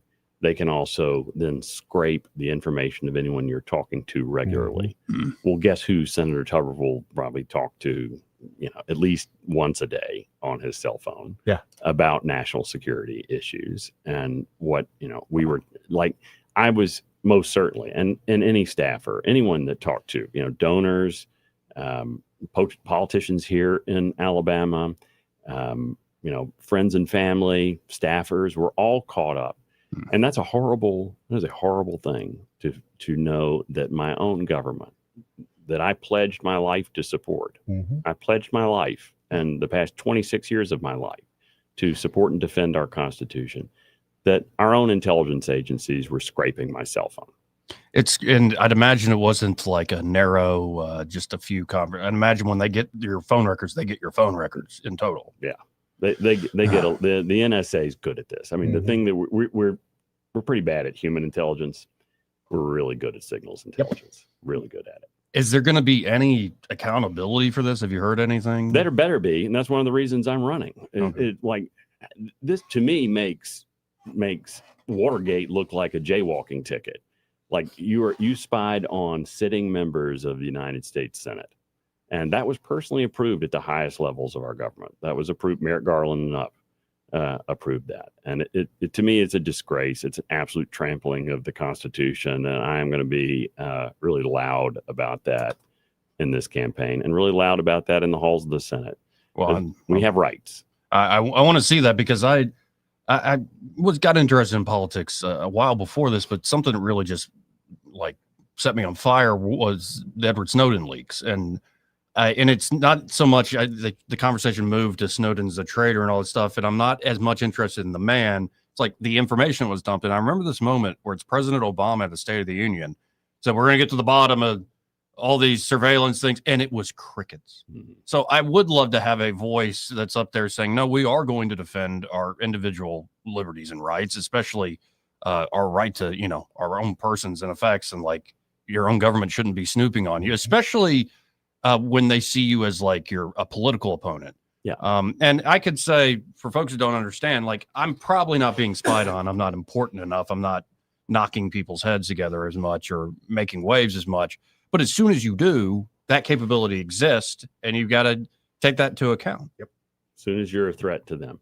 And make no mistake about it, our government declared war on conservatives. It was one party they declared war. And that started, we first got an inkling of that from the Obama years, right? When Lois Lerner and the IRS was weaponized against conservatives. If you had Freedom or Tea Party or Conservative or Patriot in the name of your 501c3, then they slow rolled your application at the IRS. And then we found out later in 2015 that, it was the FBI and the CIA was also weaponized against conservatives. And don't worry, we got Trump will never get into the White House. We'll take care of it. Yeah. We can smell those MAGA Walmart types from here. I mean, we saw this huge disdain from our government directed towards conservatives. And today we've learned that, USAID was funding our adversaries, funding all of these quote unquote organic protests that went on here in Alabama just a little over a week ago. It's all bogus, and it's all being put up by our government. And it is a front to everything I stand for. And it should be a front to most Americans. Again, folks, we're talking to Morgan Murphy. He is running for United States Senate. You can always go to murphyforsenate.com to donate or to learn more about him. And of course, if you have a comment or a question, 272-9228 is the phone line. That's 334-272-9228. Now, what do you make of this? Like, I was told that like Trump's just tearing down he's just tearing down the history. He's tearing all the history. Yeah, he bulldozed the White House. Yeah, the White House. Yeah. Like, we're going to put up a golden Trump tower. Now, I'd imagine you've had some visits, but spent some time in the White House, given your past. What do you make of this hysterical reaction of them wanting to build a ballroom? Oh, what a crock. The East Wing. First off, the White House itself, the residence itself, has been highly modified over the years. Pretty regularly, right? Very regularly. The president leaves their own mark. I mean, literally, Truman tore the place down to the studs. There wasn't anything left, and then reinforced it all with rebar and concrete. I mean, Nixon put in the bowling alley. Yeah, they put in swimming pools. Obama put in the bunkers. Yeah, tennis courts, and I mean, they have done all sorts of things to the White House over the years. The East Wing is what the President Trump, just ripped it down. And I was in the East Wing back in August. It's a dump. I mean, it really is. It was a dump. And I walked in there, and my first thought, I was going up the stairs. I was delivering something to the First Lady's office. And I was going up the stairs, and I was thinking of all the places the Trumps have been and live. Like, this has got to be the worst office. One? Yeah, this has got to be the worst one as I was going up the stairs. Yeah, there's not a lot. It was built very hastily during World War II. It's not fine. It wasn't fine architecture. I would put it somewhere akin to a, split level rancher that just was sort of in the style of the White House, but not really. So what Trump is proposing, what he's going to build there, if you actually look at the plans, is much more in keeping with the style of architecture of the White House. There's a lot more he can do too around that complex. Yeah, and I love being able to demystify the latest propaganda nonsense being pushed out there. Like, people that are actually worked there, been there, like, obviously, like, what? We're going to have a big tent set up and people in fine evening have to go to a porta potty or That's something? what they do. I mean, if you have more, I mean, the residents can't handle more than 150, 200 people. Right. And so if you're going to have a big event, and almost every event is more than that. It's at the White House. It's at the White House. And you want to be able to invite heads of state, and not have them have to use a portalet and stand in a tent. So this whole nonsense about, if the Democrats ever take back the White House, they're going to rip down the ballroom. No, they're not. Yeah, they're going to tear the ballroom down. They're not tearing it down. It's going to be beautiful. Trump's going to do it first class, and they all show all of his buildings around the world. That have the gold and all the marble and whatnot. But he's done a lot of very historic buildings. Oh, yes. The best example of that is actually in Washington. It's the old post office that he turned into the Trump Hotel. Very sensitive renovation, gorgeous hotel. Yeah, and it's amazing people forget. No, this guy's actually built things. He's actually done things. It'll be on time and under budget. Yeah, there you go. And that's the other thing with most politicians in general. When they say they're going to build something, it's 20 years later before we get started on it. Right. This thing will be done before he gets out. Right. And then look at the Obama library right now. Oh my Lord. It's like a brick just sitting in the middle of nothing. The empire. Yeah. We must destroy it, comrades, before it becomes operational. It looks like it's going to take out Chicago. It does look odd. It does. It's so it is odd. But What now, do they have against beauty? I mean, I that's agree. there is a party that appreciates beauty. And you don't have to explain beauty. No, you don't. It just is. I would take people. One of the best things you get to do when you're a staffer in Congress is you get to take people on tours of the Capitol. Oh, yeah. And just, regular people coming to visit Washington with their families. I would take them into the Capitol Dome, and there's that pause and that reverence that the architecture speaks like a symphony. Yes. And it speaks like a fine book or a great piece of art. And it is a beautiful piece of art that people just stood in awe of. Nobody's been looking at Obama's library going, "Oh, this is all inspiring. This makes me want to be a better citizen." Not at all. It's like it's like you took acid and then read about brutalism. Yeah. Like, I think we've got something here. But that we've done that to Washington. There's so many the FBI building in Washington Another block. is an affront to humanity and human scale. It is just nasty looking. The State Department, man, that place. The inside of it, I just got depressed walking in. We had offices at the White House and State Department. I avoided the State Department like the plague. A little bit depressing. Go It in was there. just depressing to walk into the flickering fluorescent lights, The humming. and the low dank ceilings, and all of the really depressed looking people waddling around there. Wait, so you're saying our studio's kind of Right. No, I love your studio. like we're Joey. broadcasting. I don't. Listen, my best lighting is just dark. That's my, Now, I got to ask you, especially because you've worked up there. If you get elected, who do you in the Senate look forward to really working with to continue the America First agenda? Oh man, there's so many good ones. We have a lot of great senators. One of my favorites, John Kennedy. Oh, yeah. He We just love him. has he has great common sense. He's super educated. He's a brilliant guy. He comes across as homespun, but which takes a lot of intellect to pull that off. But he's a great senator. I have deep respect for Josh Hawley. I'd sat behind him. He sat next to Coach in a lot of hearings, and I just would be in awe of how he's a prosecutor. Okay. And the way he could lead a witness. I mean, he would lead a witness down the little Primrose Path there and then like hit him with a dump truck at the end of it. And it was amazing to watch his prosecutorial expertise on display. And that's something that's important, I think, in a candidate.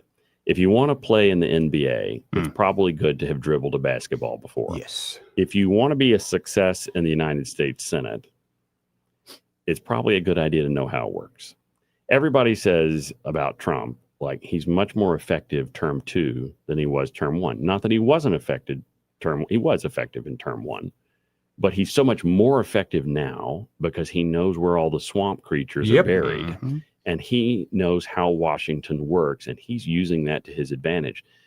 I point to our senior senator, our soon-to-be senior senator, Katie Britt, right? Katie Britt went to Washington, and she knew what she was doing. And in her first year, she got the Lake and Riley Act over the line. Most senators don't get any legislation passed in their first term, much less their first year.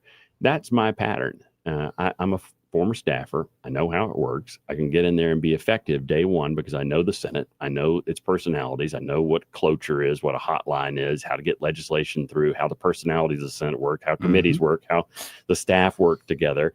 And you need to know that. Otherwise, your first 2 years up there, 4 years up there, you're just learning. And on top of that, who's going to teach you? That's right. And they're Washington wants its politicians to be dumb. Exactly. That's what I mean. There is lobbyists and the way Washington works, especially the administrative state, love a dumb politician. Of course. They love it. Well, before I forget, one of my favorite John Kennedy moments that will live with me in my mind forever is, and it's to your point of how he does the down home thing, but he's freaking brilliant behind. He was on with Sean Hannity, and he's doing a segment on John Kerry flying like first class, never flying coach or using private planes and stuff. So the whole gist of the conversation is he's an elitist and he's out of touch with the populace. And Hannity and John Kennedy go back and forth for a second, and Kennedy goes, "Well, Sean, as Jean Paul Sartre said, to be is to act, and John Kerry's actions." And I'm like, wait, in a segment defending populism and criticizing his least, he dropped Sartre? Yeah, pump the brakes, John. He's like that though. He is an intellectual. He is incredibly brilliant. We have a lot of brilliant senators, and then we have a lot of people that are I can't believe. I was sitting. I'll tell you an inside baseball story. Okay. I went visited a bunch of Republican members in the House. Nobody from our state. But we were having breakfast at the Capitol Hill Club with my boss, Lieutenant General Kellogg, who is running the Ukraine-Russia portfolio. And out of the blue, there were no staffers there, no press. It's just the congressman and General Kellogg. One of these guys asks him, "Hey, if China was to sink an American aircraft carrier in international waters, would that constitute an act of war?" And I'm over here, Navy captain, like my head exploded. It took every fiber of my being not to just like lose it on this guy. The general very, reasonably said, "Well, I believe, you sink a $10 billion capital ship with 5,000 souls aboard. It's an act of we're going to Pound Town." Yep. So that just said to me, like, whoa, there are a lot of people here who do not understand. And that was one of us, right? Right. That was a Republican member but still do not understand national security. They don't understand how the military works. They don't understand how diplomacy works. And when, cameras aren't on, they're asking these questions that are so basic, you just can't believe it. And that's why I think experience matters.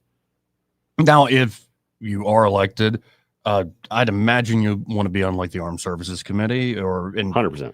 Are there other, say, ideas that you would, or committees you would want to go for? Oh, well, Armed Services would be a big one, of course, and foreign relations. The Senate is strategic. It is the body that really, I think, steers American foreign policy. So that's a big one. Katie represents us very well on banking. Mm-hmm. She's also, gotten some seniority on judiciary. So I think it's important that Alabama not compete with her, that who we send up there doesn't compete with Senator Britt, but complements her. Yeah. That she needs a partner up there, not someone who's going to be, trying to. Everybody wants to be on banking and rules. She's on banking and rules already, right? So, like, I would want to be on ag, want to be on, veteran affairs, want to be on armed services to complement what she does. We've got 5 major military bases in this state. We've got 400,000 veterans. We've got 1,000 military contractors. We are the factory shop floor of the industrial base, military base.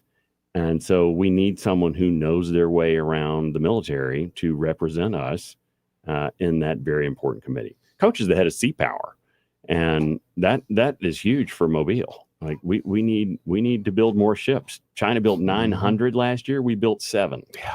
It's a national security emergency. And we do need to get on top of it. And as much as I am happy to see so much of what the Trump administration in the second term is doing, I think we need more voices in not only the Congress in general, but especially in the United States Senate, as we're seeing with the shutdown. Like, we're short. Yeah, and we're short 8. Yeah, and like the moderate Republicans, the moderate Democrats don't seem to exist at the moment. They're being eaten from the left. So I think more voices is better. And I love your point about complimenting what Senator Britt is already doing. Like, we're a team. It's 2 of us on this team representing this entire state and this body.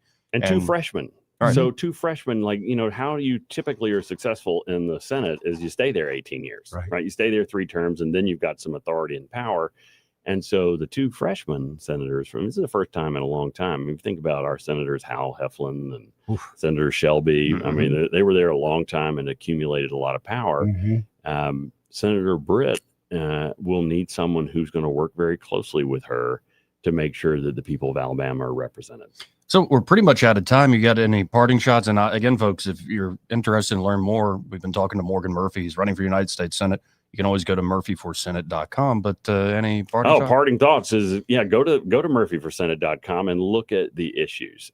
I've written out 14 issues that I'm very passionate about and am campaigning on. And I feel the people of Alabama deserve that. They deserve to know. It's not enough. Don't elect me on my bio. I'm proud of my bio. I've got a good bio. Worked for Trump, worked for Tuberville, served in the Navy. I'm proud of that bio. But don't elect me on the bio. Elect me on what I'm going to do and how effective I can be. And be very careful with your vote, because a senator, once you put a senator in, it's almost impossible to get them out. We've got some fossils running around the Senate that have been there since Hitler was a private, right? And you need to know who you're putting in there. I've got a record.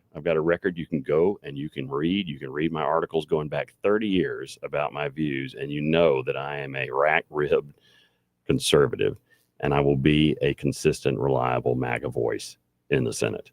Well, I appreciate your time, Morgan, and you're always welcome here on the show. Thank you. Yeah, love to come back. We'll be right back, folks. Want to carry News Talk in your pocket? Download the News Talk 93.1 app from the App Store. Available on iPhone and Android. Never miss a moment. Download now. Looking for insurance, or maybe you're just not satisfied with your current carrier? How does quality coverage with local service and competitive rates sound to you? The folks at Stark Agency offer just that. Whether you need insurance for your business, car, home, or life, Stark Agency can help. As an independent insurance agency with over 20 of the top insurance carriers, Stark is sure to find the perfect match for you and your loved ones. Visit their site at starkagency.com or give them a call at 334-263-5535 for a quote today. Lewis at the Capital Oyster Bar, and I just want to tell you, if you're in business or got an event coming up and want to do some advertising, wisely spent dollars are spent down here at Blue Water Broadcasting. All the guys are nice, easy to work with, and I see results, I guarantee you. Our advertisers are our biggest advocates. Call us to find out how radio can increase your bottom line. Blue Water Broadcasting, local folks helping local business. This hour of news and views is brought to you by our good friends at Cole Plumbing, 279-8919. Cole Plumbing is number 1 in the number 2 business. You don't have to dig a hole. They have proprietary pipelining technology. Ask them about their tankless water heaters. Remember, when you have trouble with your bowl, call on Cole. Trustworthy, accurate, immediate. Carrying your voice across the river region. News Talk 93.1 FM WACV.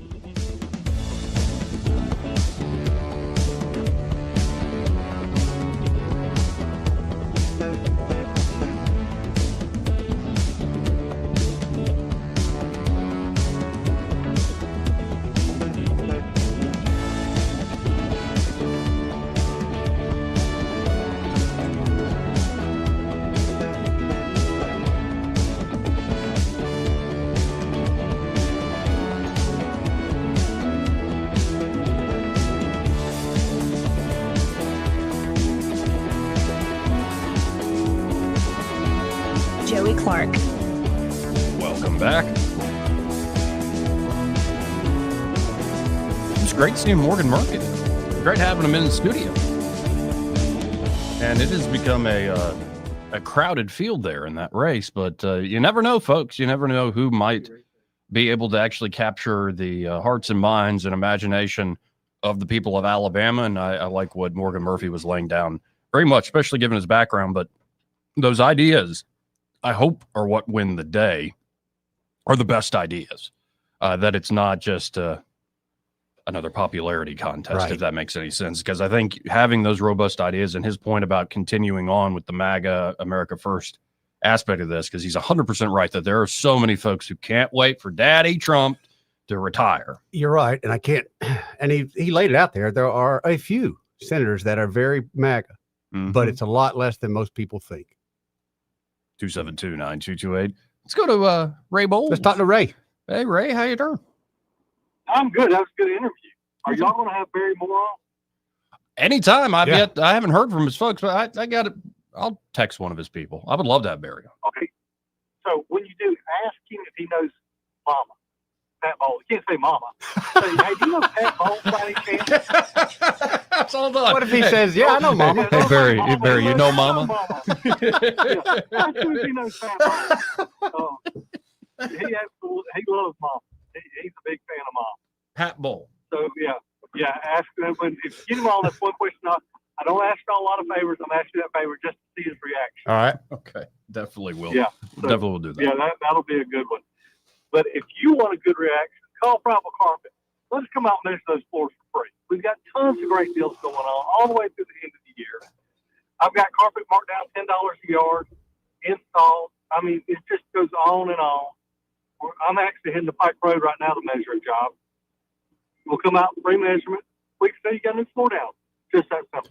Really is that simple, folks. Call them up direct at 285-8117. And when you call them at 285-8117, be sure to tell them you heard Ray Bowles on the radio with Joey and Eddie. And ask about Mama. That's right. I want to get that same discount Mama gets. Yeah, exactly. No, you don't.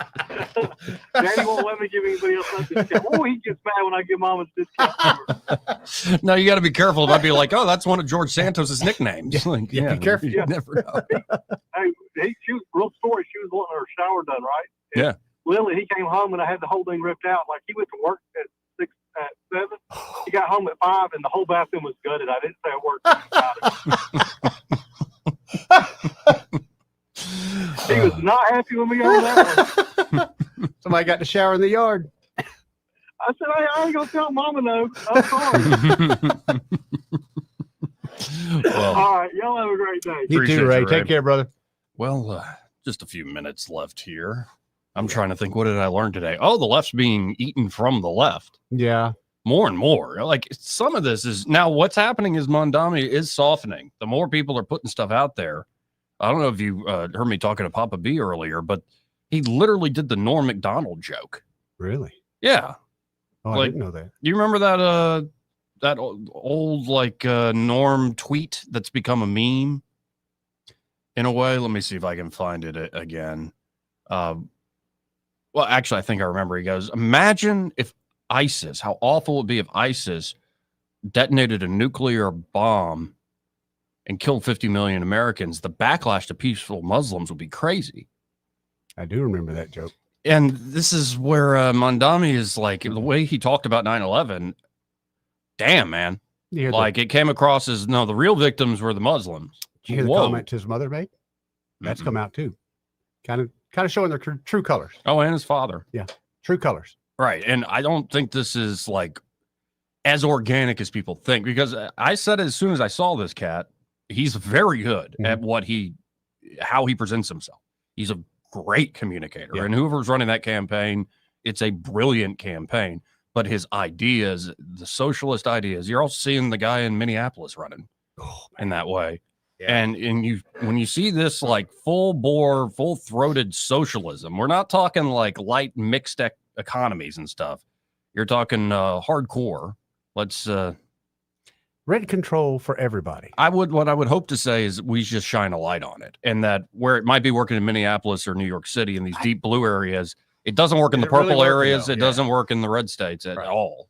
Though we have our own forms of socialism we don't even talk about actually. What you talking about? Like state-owned enterprises and stuff. What do you mean? I don't know what you're talking about. We don't have any state-run things and like industries here. I don't know what you're talking about. Okay. I love this state. You do. Did you see that they're projecting 600,000 physical deportations by the end of the year? Really? They're already up to 570 something, and around 1.5 million have self-deported. I know there's a lot of self-deportation. I know there's a lot of fear in that community in general. I am wondering, though, what's the tipping point going to be? I agree with you. Completely agree with you. And then, of course, we also got into all this talk of Trump 2028. Yeah, okay, he's going to be vice president, and then no, and then like the guy's going to say, no, now you're president. Is that how it's Connie called in and made a great point? What Steve Bannon started this. Okay, and Bannon goes, President Trump will be president in 2028, which is actually true. He will. He will. So it's just, I really do think it's trolling, because as soon as they go to Trump with this, he goes, oh no, I haven't really thought, but have you seen if JD and Marco get together, as Rubio's like right over his shoulder, like they get together, they're going to be unstoppable. What a team. Like, what a team. And then JD Vance was asked about that, saying he's kind of jokingly be like, hey, Marco, you ready to go? Like, but he said, Marco's my best buddy in the administration. And what I think about is how to be a good vice president and get the ball across the line each day, not what's going to happen in 2028. I like to think that's true, but at the end of the day, they are politicians. So yes, as I said earlier, every senator, I mean every senator, everyone, including you, Katie. We love you. Every senator. I don't care if it's John Kennedy or Katie Britt or Cory Booker. Well, Booker's a bad example because he's so bold. But every time they comb their hair, thoughts of being president get in their eyes. Yes. Right. Oh, but Katie would make it good. You want Katie to be the first president, the female president of the United States? I'm not saying that's the worst idea in the world. I will say that. Oh, yeah. Don't underestimate From Montgomery, her. Alabama. Don't underestimate. And you know she's straight up Montgomery. We have. And technically, she what? Enterprise, right? Remember the knock at the window? Yeah, I know. That's Montgomery action, buddy. Yeah, I agree. No, she's got the skills. It's just a matter of like, there's so much of that is also luck. Can you imagine? 100%. Like, do you run at the right time? And did you say timing? And like one moment can ruin you. Yep. And so you're like, man. And if you try to ride on that moment when it's a good moment, well, that wave can wash out right in front of you. You can go out like Howard Dean. Ah! Right. You know what I mean? Like, and as much as like, man, the reaction to her State of the Union, remember the reaction to Rubio's, and like, that's a thankless gig to have to do right there. So I hate saying this, but at this point, it's kind of like acting. Yes, it is. Yes. No, and my advice would have been like, don't do it up. Be more natural in yourself. Natural. Like I think that's what plays why JD Vance is doing so well, and this new and improved Marco Rubio. That's why we Rubio's like him. doing very well. So anyway, I really appreciate everybody listening today. We will be back at noon tomorrow. And Greg Budell, happy hour. They're next. Broadcasting from the Riverside Chevrolet Master Control Center, this is WACV Cusada, News Talk 93.1 FM. When it's Chevy, it's Riverside.